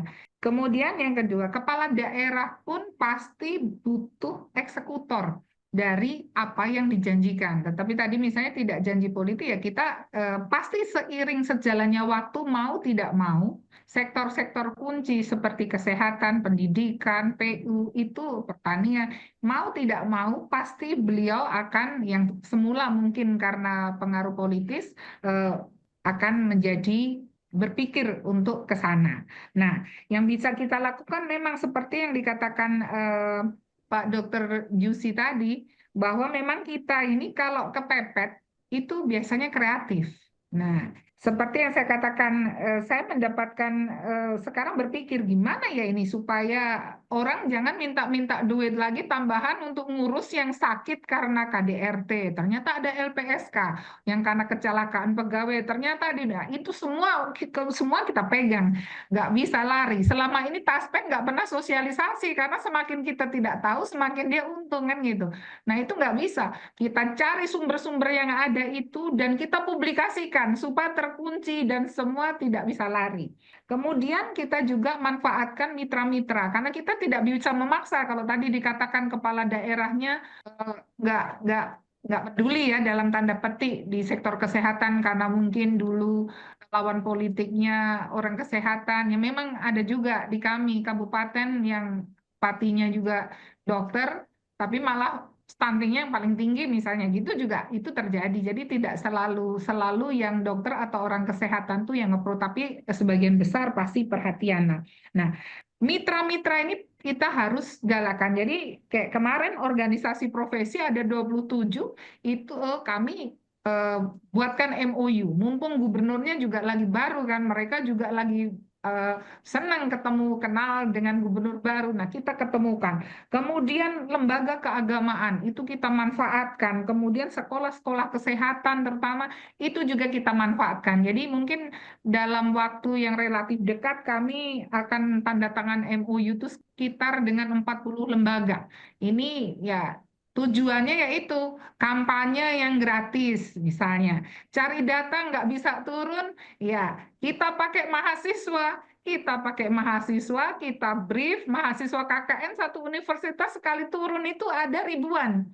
Ya kalau yang benar setengah saja lah itu juga udah lumayan, seperempat aja udah lumayan kan gitu. Kemudian kita brief untuk misalnya apa menjadi kepanjangan tangan kita untuk pengambilan data misalnya. Dengan sekarang kan udah canggih ya Google Drive, mereka turun langsung kita dapat data kalau kita butuh data. Kalau kita butuh penyuluh-penyuluh kita bisa menggunakan lembaga keagamaan dan lain sebagainya. Jadi saya rasa itu harus kita lakukan. Dan mitra ini sebetulnya banyak yang bergerak di bidang kesehatan. Nah, kami juga membatasi juga kalau bukan sekedar kalau mitra mau, karena juga banyak mitra yang sebetulnya memanfaatkan sektor kesehatan. Mereka itu pakai nama kesehatan, padahal kerjanya nanti di satu desa, ngakunya kerja di NTT, itu juga banyak sekali. Nah, itu juga kita mesti, oh nggak bisa, kalau kamu pakai nama NTT ada sekian, masa kok cuma satu kabupaten, satu kecamatan, satu desa ngakunya, itu nggak bisa dong. Nah, ini juga perlu kita perjuangkan lah. Dan yang paling penting di internal tuh harus satu frekuensi dulu. Bupatinya atau gubernurnya misalnya tidak konsentrasinya tidak di bidang kesehatan, tetapi dengan berjalannya waktu pasti mau tidak mau harus. Karena apa? Itu merupakan bagian yang sangat penting, yang sangat untuk mengukur kinerja beliau-beliau pasti diukur dari sektor kesehatan, sektor-sektor kunci itu pasti. Dan salah satunya adalah kesehatan. Jadi intinya ya tidak patah semangat, itu saja. Kita biasanya itu kalau kepepet itu kreatif. Nah, ini yang saya alami gitu. Kalau kita kepepet kreatif, kalau ada duit kayaknya ya udah deh ini aja, udah beli aja gitu gampang. Tapi giliran kita kepepet. Contohnya kemarin saya membuka therapeutic feeding center itu tanpa biaya serupiah pun, hanya bikin kebutuhannya apa, terus siapa mau nyumbang gitu. Ternyata dalam waktu 1 hari semua kebutuhan jadi dan bisa berdiri. Kemudian gara-gara kita tidak punya SDM, dokter yang disuruh datang di NTT maunya 2 kali lipat bayaran dari Jawa. Kalau cuma sama dengan harga di Jawa, mereka milih di Jawa aja. Nah, udah miskin lagi, mereka minta mahal lagi. Nih dokter-dokter kadang terlalu juga ya. Akhirnya apa yang saya lakukan? Ya kita kembangkan telemedicine dan telekonsultasi. Nah, telemedicine, telekonsultasi yang memang sudah diinisiasi pusat tapi tidak begitu jalan, kita gerakkan karena kita punya pulau-pulau yang memang aksesnya susah. Sekarang yang jadi masalah ya dokter sekali 2 kali konsultasi ya pasti oke lah. Tapi kalau tiap hari ada yang konsultasi, dokter juga manusia, pasti dia juga jengkel. Jadi akhirnya apa? Kita nego ke BPJS. Tolong, walaupun kau hargai setengah atau seperempatnya, tapi konsultasi itu tetap, telemedicine itu tetap harus bisa diklaim. Nah, ini sekarang dalam proses pembahasan. Jadi semoga lewat telemedicine, telekonsultasi itu tetap bisa diklaim BPJS. Kalau tidak, dokternya juga nggak mau. Lama-lama HP bunyi tidak diangkat kan gitu. Ya artinya kita cari bantuan, tetapi kami juga harus memikirkan bagaimana supaya bisa sustain. Saya rasa itu. Terima kasih. Baik, terima kasih Dr. Yusi, Dr. Ian. Berarti tadi kuncinya 2-3 ya. Yang pertama OPD perannya, Dinkes perannya untuk mengadvokasi ke siapa saja, bahwa sebetulnya banyak stakeholder, banyak pihak-pihak yang kepentingan dalam sektor kesehatan. Juga bisa mencari peluang lain, tidak hanya dari Indonesia saja, tapi juga dari luar negeri. Tadi seperti yang dicontohkan Dr. Yusi, tadi Dr. ingin mencontohkan ya banyak ya tadi yang sektor-sektor swasta, siapa yang mau berkontribusi itu bisa sekali. Kemudian tadi memanfaatkan inovasi digital ya. Terus tadi juga harapannya Dr. Yusi, mudah-mudahan didengarkan di sini juga ada beberapa mahasiswa dari Social Health Insurance yang dari BPJS Kesehatan dan didengarkan oleh mereka. Tadi yang terkait mandatory spending, Dr. Iin. Kalau di NTT berarti dengan adanya mandatory spending, dokter sempat menyebutkan untuk anggaran kesehatannya 80% itu untuk BPJS Kesehatan. Nah, kalau dari proporsi terhadap anggaran NTT sebetulnya seberapa? Apakah dengan untuk iuran yang PBI daerah itu sudah melebihi 10% atau di bawahnya begitu, dokter? Iya, mungkin langsung ya Mbak ya. Jadi begini, anggaran NTT ini kan hidupnya, ini kan 70-an% itu bergantung dari uang pusat. Ini yang terjadi. Nah, sementara NTT punya beban hutang ini. Ini oleh yang sebelum-sebelumnya punya beban hutang. Dan beban hutang itu dipotong langsung dari uang yang mau dikirim ke NTT, kan gitu ceritanya. Jatuhlah sisanya ya tinggal gaji pegawai saja dan lebih sedikit. Ya, saya persentasenya tidak hafal, jadi saya tidak tanya dulu ke itu, tapi begitu ceritanya. Nah, otomatis PAD itu harus dikelola. Nah, di dalam APBD itu kan ada yang PBI, transferan pusat. Ini kan semua masuk APBD, Mbak.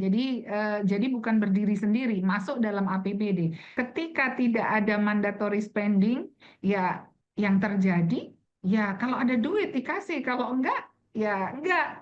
Kadang di dalam dokumen saja ada, belum tentu nanti uangnya keluar. Karena apa? Ya kalau PAD-nya meleset, ya kemarin kan asumsinya PAD-nya sekian, maka muncullah DPA itu. Tetapi ketika meleset, ya tidak. Makanya yang 80% itu yang kiriman dari pusat. Yang dana transferan dari pusat 80% udah untuk bayar itu. Yang 20% ini kan ya punyanya APBD provinsi yang dari PAD dan sebagainya. Ya tergantung kalau punya duit kan gitu. Kalau duitnya dapat. Nah, ini juga akan jadi masalah. Jadi kadang menyusun renstra pun jadi kayak ya ini kan hanya kayak novel saja yang kita buka juga kita butuhkan hanya untuk cari cantolan ketika kita mau menganggarkan kan seperti itu. Padahal sebetulnya kan mungkin renstra sudah berpikir di anggaran. Tapi kalau kita susun berdasarkan anggaran, jangan sampai rensranya nggak ada isinya. Kan seperti ini. Ini juga menjadi PR juga. Demikian, Mbak. Ya baik, terima kasih Dokter I. Kita beralih ke pertanyaan. Oh, silakan Bapak. Ya, tadi Bu In itu yang mengenai 80% tadi ya. Jadi ini kalau kita lihat itu memang dengan mandatory spending kan dana dari NTT kan dibayarkan ke BPJS pusat toh. Ya. Dibayarkan ininya yang ada di APBD di kami, Ya. di DPA kami, itu 80%-nya untuk membayar ke BPJS, ya pusat karena ada cabangnya di NTT, gitu, Bro. Ya, makanya. Nah, ini yang menarik juga. Memang dari sudut NTT itu ketika bicara mengenai mandatory spending tadi, itu 10% misalnya tadi ya, itu sebagian ke pusat lagi karena masuk ke BPJS pusat. Ya. Betul. Namun ada kemungkinan klaimnya itu rendah, Bu. Nah, ini kita harus teliti betul ya, karena dulu kita pernah teliti di satu kabupaten kota di kabupaten di NTT itu yang dibayarkan ke pusat itu jauh lebih tinggi dibanding klaim yang dipakai oleh warga NTT tadi, Bu. Bisa dipahami ya? Ya, bisa dipahami, Bro. Justru ternyata, itu yang jadi ya.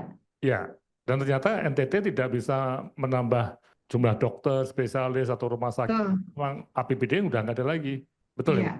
Betul, betul, Prof. Justru itu, ini yang mandatory spending itu yang dalam konteks perencanaan di daerah itu perlu kita dan sudah harus dirubah ini karena nggak mikir Bu. Jadi yang terjadi tadi yang saya sampaikan di awal justru dana-dana dari daerah terpencil itu masuk lagi ke pusat ke BPJS tapi klaimnya itu rendah sehingga terjadi aliran dana yang terbalik harusnya dari pusat atau dari Jawa ke daerah tapi daerah yang terpencil ya atau sulit tadi itu perginya dana ke Jawa. Nah, ini satu isu yang perlu kita cermati karena tadi adanya mandatory spending. Kemudian yang kedua yang ini yang menarik tadi ya mengenai proses RPJMD ini.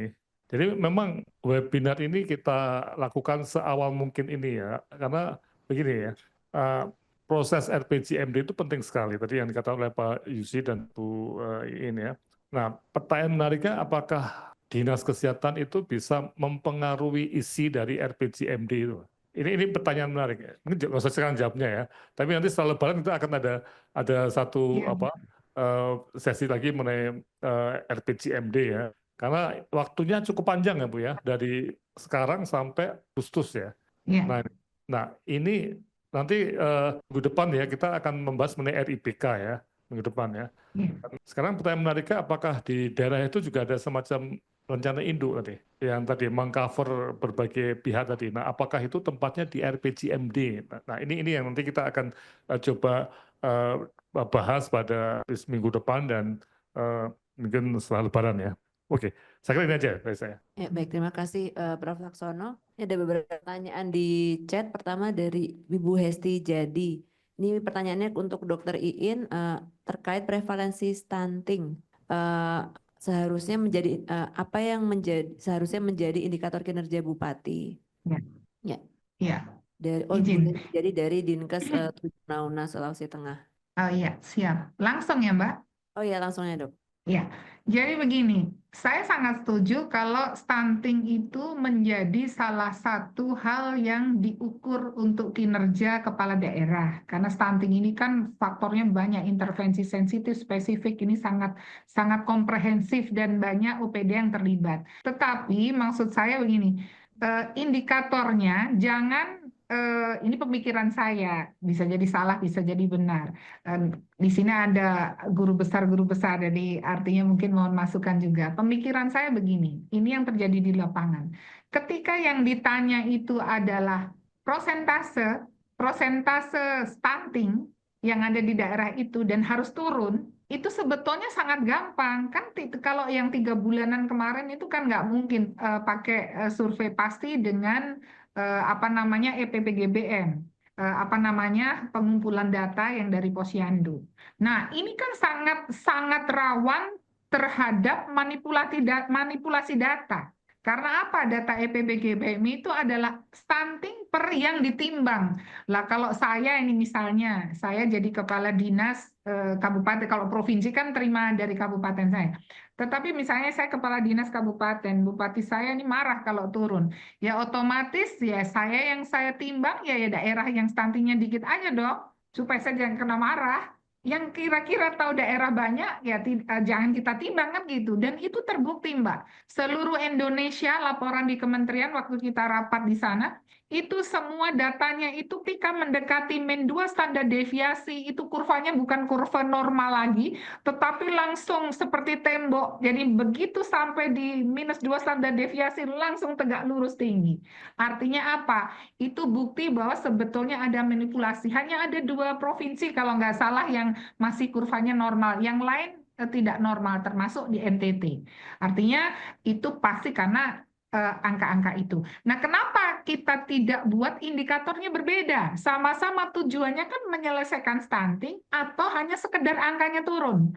Kalau sekedar angkanya turun ya bolehlah persentase stunting. Tetapi kalau memang kita mau menyelesaikan, kenapa kita tidak misalnya berapa besar anak yang bermasalah gizi yang diberi intervensi misalnya, atau gizi buruk yang diintervensi, semakin banyak semakin dikasih anggaran. Nah, itu pasti akan cari setengah mati sampai ke balik batu untuk menemukan kasus itu supaya dapat anggaran ya gitu loh. Jadi artinya sama-sama tujuannya menyelesaikan stunting, tetapi kalau indikatornya kita pilih dengan yang tepat, dampaknya tentu beda gitu. Itu aja yang saya maksud tadi.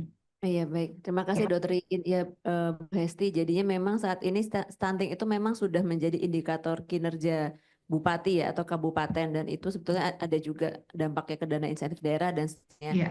Jadi memang itu sudah jadi indikatornya. Yang tadi disampaikan Dr. Iin adalah harusnya bukan angka stuntingnya, tapi bagaimana mungkin angka malah pencarian kasusnya atau cakupan programnya. Iya. Gitu ya, terima kasih Dr. Iin.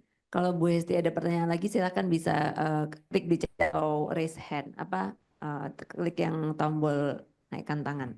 Nah kemudian ada pertanyaan selanjutnya dari Ibu Nurul Janatul Firsi. Bagaimana strategi menyelaraskan RIBK dengan penyusunan renstra baru yang saat ini sedang disusun? Saya kira ini pertanyaan baik untuk Dr. Yusi dan Dr. Iin. Silakan Dr. Ya, Dr. ya. Pak Yusi mungkin. Oke, siap.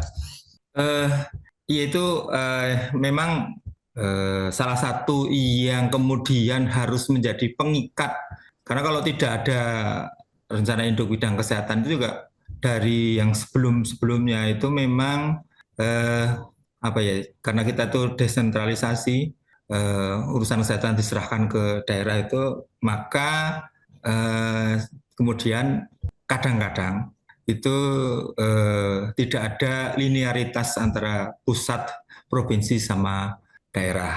Nah, itu strateginya kita harus pegang, dalam arti itu yang ya kadang-kadang kita mengabaikan hal itu. Kadang kan di daerah kan suka-suka otonomi kan, suka-suka daerah kan. Supaya tetap kemudian menyelaraskan ya, kita harus mau tidak mau, suka tidak suka, ngomong ke Bapeda, Bapelitbangda, kalau tempat kami namanya Bapelitbangda, badan yang sangat pelit pembangunan daerah itu. Nah itu walau bagaimanapun saya sampaikan bahwa misal adanya cek kesehatan gratis ini, mau tidak mau, suka tidak suka, ya kita harus berpartisipasi di bidang ini, walaupun itu programnya 100 harinya atau quick win-nya pusat, sehingga apapun yang kita punyai, sumber daya yang kita punyai itu kita kemudian bisa arahkan ke situ, sehingga CKG itu tidak terhalang, walaupun ya memang reagen sama alat habis pakainya itu belum sampai ke daerah ya, belum sampai, tapi ya kita gunakan di punya tempat kita sendiri aja dulu. Jadi memang mau tidak mau, suka tidak suka, seperti itu. Saya kira itu jawabannya. Makasih. Silakan Dr. Iin. Ya, kalau mensinkronkan paling gampang, ya udah masukkan aja semua, kan gitu. Tetapi pertanyaannya, apakah dengan dimasukkan semua itu bisa, kalau kita bicara kesehatan ya, pasti semua diperlukan lah. Yang menjadi rencana induk bidang kesehatan itu saya rasa seluruh daerah pasti membutuhkan. Tetapi kalau mau sinkronkan ya masukkan semua yang udah ada ini, yang overlap, yang ditulis satu tapi yang tidak ada di sini ada di sana, masukkan, kan itu paling gampang. Yang jadi masalah ketika dimasukkan pun dan memang kita butuh pun, tadi yang Pak Yusi sampaikan ya, apa Bapelitbangda menyusulnya di sana, tetapi sekarang ada pemain satu lagi yaitu Badan Keuangan. Bapelitbangda boleh masukkan, cantolannya ada, tetapi kalau tidak diisi angka uang oleh Badan Keuangan, itu sama dengan dicoret. Jadi makanya kewenangan Bapelitbangda sekarang ini sudah tidak terlalu itu ya Pak Yusi ya. Faktanya karena apa? Kadang ada cantolannya, Badan Keuangan bilang nggak ada duit, jadi nggak diisi slot itu. Itu sama dengan dicoret, kan gitu, dicoret secara halus. Karena apa artinya ada cantolannya kalau nggak ada duitnya. Nah, jadi ya memang ini susah-susah gampang. Ini kami juga sedang kepengen mencari waktunya Prof. Laksono itu untuk membantu NTT, karena NTT ini paling kompleks. Kalau Prof. Laksono bisa bantu NTT berarti itu seluruh Indonesia tinggal lihat mana yang nggak dipakai, karena pasti kompleks di NTT. Ya, kami sedang berproses juga. Jadi kiat itu mungkin nanti Prof. Laksono yang bisa menyampaikan secara itu. Tapi yang kami lakukan sekarang yaitu ya udah masukin aja semua, tapi duitnya gimana? Karena memang dilema, tidak dimasukkan salah, dimasukkan salah, dimasukkan semua duitnya itu nanti lebih parah lagi karena dimasukin uangnya suka-suka. Badan Keuangan tidak ikut rapat dalam perencanaan yang ini, dia taruh-taruh nanti uangnya di sini. Nah, itu juga akan menjadi bahaya. Ini juga pemikiran-pemikiran yang ya mungkin di daerah saya saja, saya tidak tahu di daerah lain, tetapi faktanya yang nyusun perencanaan itu Bapelitbangda, tetapi eksekusi yang mengisi uangnya, jadi kantong-kantongnya ada, perencanaannya ada, program A, B, C, D, tapi kalau program itu nanti angka rupiahnya di jalur paling kanan tidak diisi oleh Badan Keuangan, itu sama dengan dicoret, kan begitu yang terjadi. Mungkin itu saja. Oke, baik. Terima kasih Dr. Iin. Jadi memang sinkronisasi ya biar gampangnya bisa dimasukkan semua, tapi ya perlu memprioritaskan juga apa yang jadi. di daerahnya seperti apa, di pusat seperti apa. Permasalahan apakah ada, ya baik, apakah saya, ya di chat boleh di, soalnya saya. Wacana BPJS itu ada pertanyaan. BPJS dikelola sendiri. Oh, ini komentar aja dari Pak Sudaryanto ya, Renstra menyesuaikan dengan visi misi Kada. Ke bawah lagi, ya ini dari tim perencana di Sumba Barat kalau nggak salah. Ini menanyakan bagaimana identifikasi dan menganalisis peluang dan tantangan dalam penyusunan Renstra. Ini saya pikir pertanyaannya untuk Dr. In juga, Dr. Yusi. Ya, terima kasih. Berkaitan dengan identifikasi dan analisis peluang dan tantangan, ini saya rasa ini kan kita selalu menggunakan analisis SWOT dan lain sebagainya. Saya rasa itu seperti biasanya sih cara-caranya. Tetapi yang jadi masalah, apakah kita bisa mengidentifikasi yang belum muncul menjadi muncul? Ini yang kadang kan analisa SWOT pun prosesnya, tetapi kan harus kita mendapatkan hal-hal apa yang mau kita masukkan di dalam analisa SWOT itu. Nah, ini yang ya ini membutuhkan seni sih sebetulnya, dan yang pasti adalah jejaring. Kalau dalam kondisi yang seperti ini, yang kami lakukan adalah kami mengumpulkan para mitra untuk bisa pertemuan, untuk bisa tahu ya, kayak kemarin soal pembiayaan kesehatan, kita baru tahu ketika kumpul semua, baru oh ternyata yang selama ini orang datang nangis-nangis di dinas kesehatan karena ditolak di rumah sakit karena harus bayar dan BPJS yang tidak laku, sebetulnya ada peluang di ini gitu. Jadi ini memang harus di itu. Tetapi kalau soal menganalisisnya, saya rasa metode analisis, saya rasa kita semua sudah banyak belajar ya. Yang paling mudah ya analisa SWOT itu kita bisa lakukan, yang paling mudah lah. Tapi ada analisa-analisa lain yang bisa kita gunakan. Tapi bagaimana mencari apa yang mau kita analisa, apa yang mau dimasukkan ke dalam peluang, apakah itu sebuah peluang, dan apakah kita tahu bahwa itu peluang, ini yang masalah. Kalau sudah tahu bahwa itu peluang, dianalisisnya saya rasa tidak terlalu susah, tetapi untuk bisa mendapat bahwa oh ada peluang A, ada peluang B, seperti yang kami sampaikan, ya ada pemikiran beberapa kepala daerah, walaupun ini baru pemikiran yang terpintas ya itu tadi saya pikir benar juga.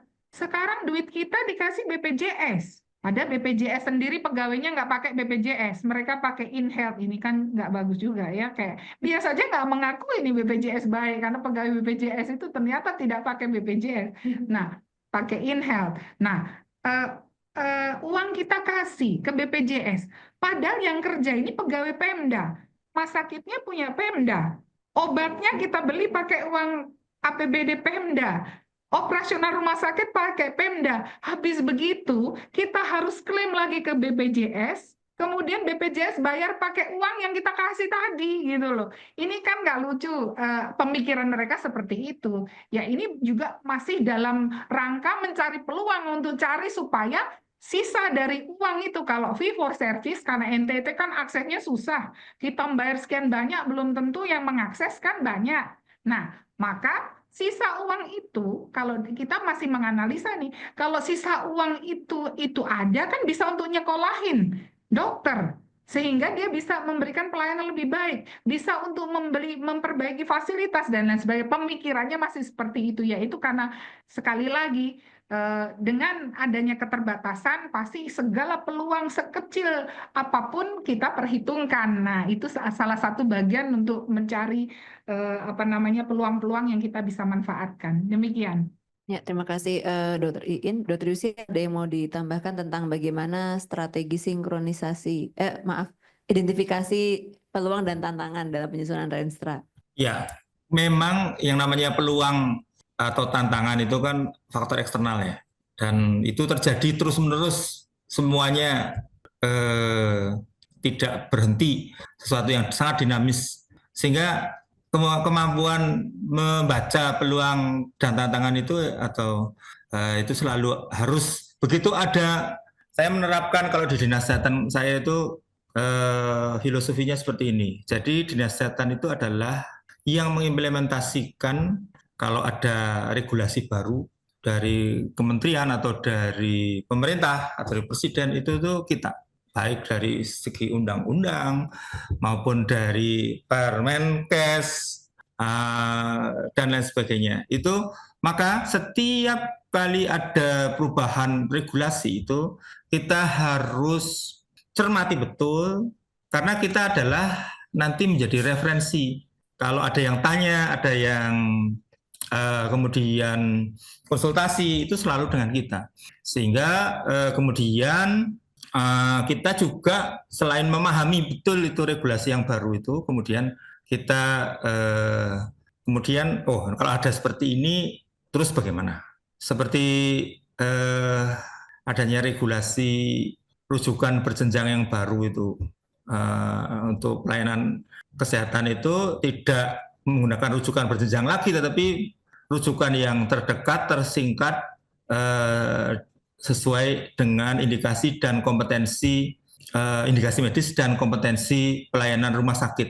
Nah, ini juga kita harus sampaikan sebetulnya ini seperti apa. Nah, ini dan tidak bosan-bosannya saya kemudian mensosialisasikan kepada teman-teman baik di rumah sakit maupun di puskesmas untuk supaya kita mensikapinya itu menjadi lebih baik. Jadi kemampuan kita membaca situasi, mengikuti perkembangan yang ada dan mencari informasi dan membuat analisa terhadap perubahan yang ada ini yang kunci dari kita bisa mensinkronkan, memanfaatkan peluang yang ada atau mengatasi ancaman yang ada. Saya kira itu. Terima kasih. Jadi tadi kurang lebih ada ya menggunakan analisis SWOT itu yang sering dilakukan, perlu mencermati regulasi, dan yang paling penting identifikasi apa sih hal-hal yang biasanya belum terpikirkan, jadi bisa kita pikirkan bersama. Dari penanya mungkin ke Pak Dominir Sepdodo dulu, baru kemudian menjawab pertanyaan Bu Ika dan seterusnya. Silakan Pak Dominir Sepdodo. Ya, selamat sore Bu Ya, Moderator, Bu Kadis, Pak Kadis, dan juga Prof. Laksono yang ada di Yogyakarta. Apa suara saya bisa didengar, Bapak Ibu? Ya, bisa didengar. Jelas. Ya, saya ingin memberi pengantar terlebih dahulu bahwa memang ada perubahan besar di negara kita dengan beban pembiayaan di sektor kesehatan dan problem manajemen keuangan yang semakin bertumpuk. Kalau dulu daerah kaya, duitnya ada, kita susah menghabiskan uangnya, ya. Mungkin kalau terlalu banyak yang suka menghabiskan akhirnya dikejar-kejar oleh KPK dan lain-lain. Nah, itu situasi di daerah kaya.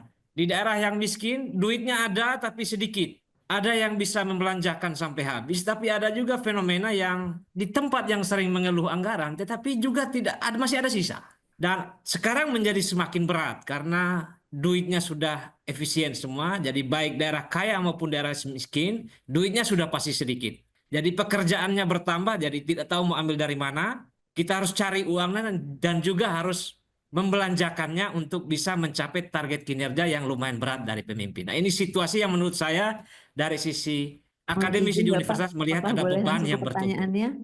Ya, ada 4. Ya. Ini hanya untuk memantik diskusi saja, karena saya tidak mau spesifik kepada Ibu Dr. Iin ataupun Pak Dr. Jusi, tapi bagi kita semua yang sini. Yang pertama, di dalam penyusunan Renstra ini, bagi saya yang belum nyata sekarang itu, penetapan periode kepemimpinan kepala daerah itu mulai kapan? 2025-2029 atau 2026-2030? Sampai sekarang itu belum clear. Atau mungkin karena saya terlalu di daerah jadi tidak tahu beritanya. Karena ini penting Bapak Ibu. Ini soal sinkronisasi jadwal dan konsistensi substansi dari rencana pembangunan, termasuk periodisasi Renstra kita yang mau disusun. Perhitungan 5 tahunnya itu mulai dari mana begitu? Yang kedua Bapak Ibu, ini RIBK yang tadi disebut-sebutkan bahwa ini akan menjadi sesuatu yang kita pertimbangkan. Saya sudah cari rilis resminya, tapi sampai sekarang juga belum. Nah, apakah ini memang belum selesai disusun atau bagaimana di tingkat pusat? Yang ketiga, RIBK di daerah perlu ada atau tidak? Bagi saya, dari sisi akademisi, ini penting. Tetapi ada tantangan, siapa yang akan mengerjakannya di saat kita harus kejar-kejaran antara RPJMD dengan penyusunan Renstra di OPD. Ini jadi soal. Dan apakah ada undang-undang ketentuan undang yang bisa mewajibkannya sehingga RIBK daerah itu bisa disusun gitu. Kalau tidak, jadi sulit ini Bapak Ibu, ya. Dan yang keempat, menjawab pertanyaan dari diskusi ini, range dinas kesehatan harus diubah. Bagi saya memang harus diubah karena ini memang sesuai dengan ketentuan perundang-undangan, perubahan RPJMD dan tuntutan administratif lainnya. Cuma saja Bapak Ibu, soal pendekatan partisipatif di dalam menyusun ini. Nah, apakah Bapak Ibu misalnya di kepala dinas sudah melibat aktifkan misalnya NGO, perguruan tinggi, BPJS dan lain. Seberapa sering kita duduk bersama membicarakan hal-hal yang seperti ini. Nah, ini jadi tantangan di daerah. Dan yang paling terakhir, yang tadi disampaikan oleh Ibu Dr. Iin, karena 80% APBD NTT habis untuk kita bayar ke BPJS, ini titipan bagi Bapak Ibu yang mungkin ada di pusat. Bisakah PBI daerah, tanggungan PBI daerah di NTT itu diubah menjadi tanggungan PBI pusat? Karena daerah ini sudah miskin, masih harus bebani lagi dengan bayar uangnya dari daerah ini lagi. Bisa kita alihkan, biar Pak Prabowo dan Ibu Sri Mulyani lah yang bayar itu langsung. Jadi dipindahkan statusnya. Biar Ibu Iin bisa nafas lega sedikit membantu dinas-dinas kesehatan yang lain di kabupaten kota untuk mencapai target pembangunan yang lebih, yang sudah dikasih lebih menantang ini. Nah, itu saja Bu Moderator, terima kasih, saya kembalikan. Salam hangat dari NTT. Ya, salam balik juga Pak. Oke, tadi ada pertanyaan yang pertama, periodisasi Renstra, kemudian juga apakah sebetulnya perlu nggak sih ada RIBK, dan mungkin yang saya tangkap yang penting bagaimana untuk memastikan bahwa Renstra itu cukup partisipatif. Dr. Iin atau Dr. Jusi? Iya, terima kasih Pak Dodo. Berkaitan dengan Renstra RPJM, karena RPJMD yang disusun oleh Pemprov itu 2025-2030, maka tentunya Renstra kami juga 2025-2030. Itu yang jadi. Kemudian berkaitan dengan RIBK. RIBK ini memang secara rilis saya rasa belum, tetapi ketika kami pertemuan dengan Pak Menkes kemarin, Bapak Menkes kebetulan datang ke NTT, kemudian kita pertemuan, dalam arahannya itu pasti. Jadi RIBK itu diarahkan oleh Bapak Menkes langsung untuk diikuti. Artinya apa? Artinya ya arahan Menteri Kesehatan tentunya kita harus akomodir juga. Walaupun apa namanya belum dirilis resmi, karena sebetulnya di dalam RIBK itu kita sambil menunggu rilis resmi, karena yang ada di dalam RIBK sendiri sebetulnya adalah yang memang kita butuhkan, kan begitu. Tidak ada hal-hal yang barunya, cuma beberapa poin lah. Yang lain-lain saya rasa itu sudah rutin ya, masalah-masalah yang selama ini ada lah gitu. Jadi saya rasa tidak apa namanya tidak menjadi hal yang itu. Kemudian tadi yang saya katakan Pak, 80% itu PBI memang itu ditanggung pusat, tetapi itu masuk di dalam anggaran kita.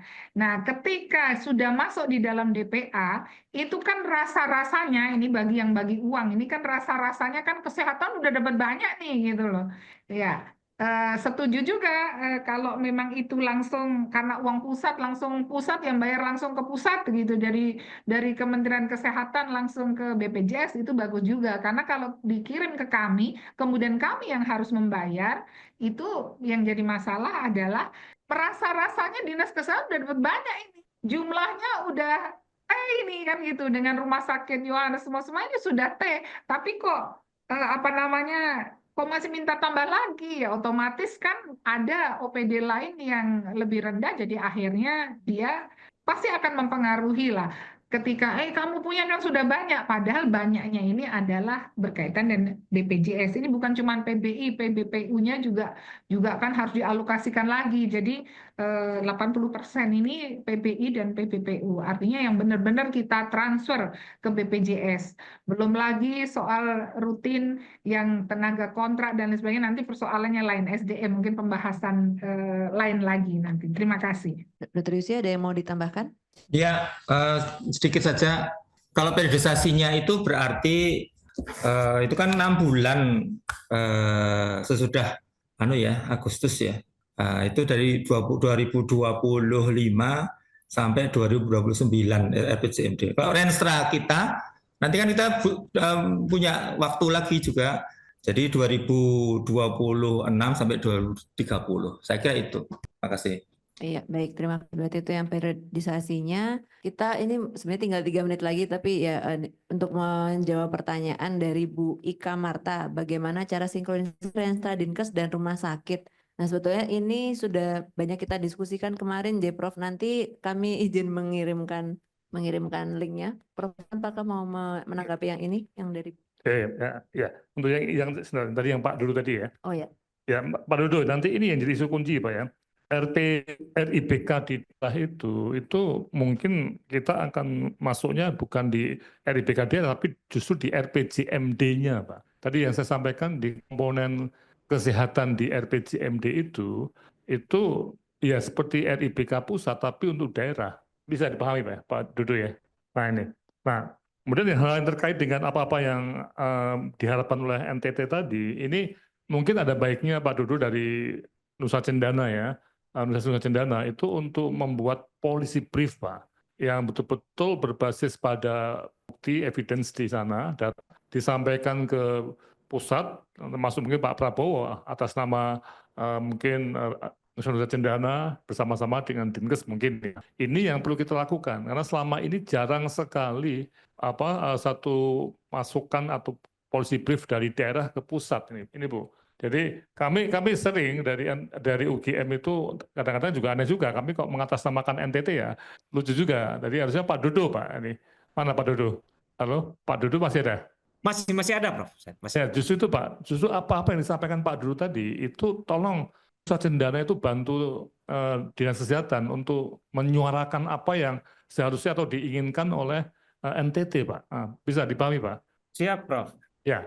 Nah, nanti kita bantu deh untuk ke sana ya. Tapi intinya tadi bagaimana cara APBN, APBD ditangani, pengendalian dan sebagainya itu policy briefnya kalau bisa dari Nusa Cendana, Pak. Ini supaya tadi ada semacam kepemilikan. Dan terakhir tadi ya yang pertanyaan dari apa? Tadi yang Renstra tadi ya, Mbak Renstra Masih tadi. Ada. Yang Renstra ini saya lagi mencari link. Jadi yang tadi tadi pertanyaan tentang bagaimana sinkronisasi Renstra Dinkes dan rumah sakit. Nah ini yang besok siang, Jumat siang ya, jam 1 WIB, kita akan mengadakan seperti ini ya, tapi dalam konteks rumah sakit daerah. Dan nanti kita akan lihat ya, memang itu ada komplikasi-komplikasinya ya, tapi tadi di Lingga ya Pak Yusi nggak ada masalah ya. Ya, tapi di beberapa tempat ada masalah Pak. Di NTT gimana? Jadi ada masalah apa nggak? Jadi jawabannya ini Pak, coming soon Bu ya. Besok kita lihat jam 1 siang, mungkin setelah Lebaran nanti ada spesial webinar untuk membahas mengenai itu bagaimana sinkronisasi Renstra-nya rumah sakit daerah ya maksudnya ya dan Dinas Kesehatan. Itu nanti akan ada. Terima kasih. Oke, baik, terima kasih. Kemudian ada pertanyaan ini masih mau lanjut. Udah aja mungkin ya, Bro. Ya, ini yang singkatnya dari dari Pak Musa ya. Mungkin bisa dijawab secara singkat menurut Dr. Yusi dan Dr. Iin, apakah di daerah selama ini sudah sinkronisasi dengan baik? Ini mungkin bisa dijawab dengan singkat. Yang dengan rumah sakit? Maksudnya yang dengan rumah sakit? Yang dengan visi misi kepala daerah, jadi sinkronisasi antara pusat dan daerahnya, Dokter. Apakah menurut Dr. Iin dan Dr. Yusi, apakah selama ini sudah cukup baik sinkronisasi pusat dan daerahnya? Ya, kalau pusat dan daerah saya rasa baik, apalagi gubernur kami ini kan mantan ketua komisi 9 yang melahirkan semua aturan-aturan itu. Jadi saya rasa mudah untuk di ini ya Mbak ya, karena yang di sana dulu kan itu dilahirkan juga beliau-beliau terlibat, jadi connect-nya gampang lah gitu. Sekarang masih OTW nih dalam proses penyusunan. Terima kasih. Ya, baik, terima kasih. Dari Dr. Yusi, apakah ada? Ya, sebetulnya kalau kita selalu mengikuti perkembangan perubahan regulasi dan lain sebagainya, ya kita cepat untuk beradaptasi, saya kira tidak ada permasalahan. Oke, baik, terima kasih ya. Berarti ya dianggap sudah cukup baik. Ini yang betul-betul yang terakhir, strategi menentukan memilih indikatornya. Dari indikator yang banyak, bagaimana pengalaman Dr. Iin dan Dr. Yusi untuk memilih indikator di daerah? Selama ini apakah semua dimasukkan atau dipilih-pilih? Ya, kalau indikator di kami kemarin banyak yang saya kurangi. Jadi kalau indikator sebetulnya misalnya indikator 1 dengan 2 itu sebetulnya kalau yang 1 itu sudah bisa menjawab 2 di dalamnya, yaitu saya gabungkan gitu. Jadi ketika saya dari DP3 pindah ke Dinas Kesehatan lagi, saya datang itu indikator itu ada 90-an yang dimasukkan ini. Jadi saya juga kaget, saya dievaluasi ini 90 indikator gitu. Kan itu kan kinerja kepala dinas juga. Kita setengah mati juga tentunya. Jadi terus akhirnya kita rampingkan untuk melihat mana yang pertama ini Mbak, ini kan dari program saja, program P2 misalnya. Ini kan ada ego program nih. Jadi supaya ada cantolan tentang penyakit malaria, malaria mesti muncul.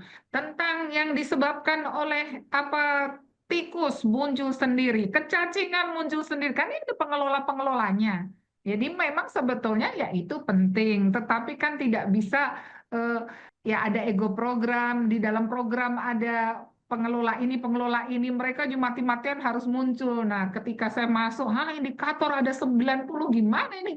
Akhirnya kita rampingkan dan terakhir menjadi sekitar 30-an jadi 25-an lah sekitar itu dari 90-an indikator. Jadi memang kita harus ringkas, Mbak. Kalau tidak konsentrasinya juga setengah mati, terus uangnya juga dengan uang yang sedikit terpecah sekian banyak malah nggak jadi apa-apa gitu. Seperti itu. Pengalaman kami seperti itu. Terima kasih. Ya, kalau Purbalingga UHH itu sekarang malah menjadi indikatornya bupati. Terus kita jadi tinggal angka kematian ibu, angka kematian balita, kemudian stunting, sama angka morbiditas. Itu tinggal itu. Oh ya, satu lagi, indeks kesehatan keluarga. Kita menggunakan indeks kesehatan keluarga, walaupun itu program yang lama kayak gitu, tetapi kita gunakan. Karena itu 12 indikator itu masih sangat relevan dan integral. Saya kira itu. Ya, baik. Terima kasih Dr. In dan Dr. Yusi. Jadi kurang lebih intinya di daerah juga bisa memilah mana yang prioritas, melihat apakah ada kesamaan dari beberapa indikator bisa digabungkan dan mungkin bisa di-sharingkan dengan OPD-OPD lainnya atau bahkan dengan bupatinya ya, itu jadi indikator bupati. Baik, terima kasih Bapak Ibu. Ini karena waktunya sudah menunjukkan 5 menit lewat jam 3. Mungkin Prof. Laksono sebelum kita tutup. Ya, terima kasih Mbak Lika ya. Jadi ini satu awal ya. Jadi pertemuan webinar ini satu awal untuk menguatkan proses perencanaan kesehatan di daerah yang barangkali juga butuh pendampingan. Dan tadi komplikasinya ada ya, termasuk bagaimana dengan rumah sakit daerah.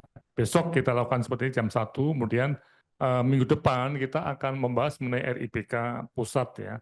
Dan tadi RIPK itu nanti akan melahirkan rencana strategik nantinya ya. Yang di Kemenkes, yang saya sudah tanya itu kira-kira Mei. Pak. Nah, ini yang menarik sekali. Jadi antara sekarang sampai Mei dan Agustus nanti itu proses RPJMD ini betul-betul kita harus aktif betul untuk memasuk isu-isunya. Nah ini, dan saya berharap bahwa kegiatan webinar ini terus akan bisa memicu teman-teman untuk aktif merencana kesehatan di daerah setelah ada undang-undang kesehatan dan adanya pemimpin politik yang baru. Saya demikian, terima kasih atas perhatiannya. Baik, terima kasih kepada Prof. Laksono, Dr. Yusi dan Dr. Iin. Dengan demikian mungkin sangat banyak yang yang harus dirangkum, tapi intinya ya tadi dari sudut pandang OPD perlu kita perlu menimbang-nimbang apakah harus istilahnya penuhnya atau sebetulnya bisa juga berinovasi ya di daerah masing-masing. Untuk informasi selanjutnya bisa menyimak informasi di website hpmugm.ac.id. Ya.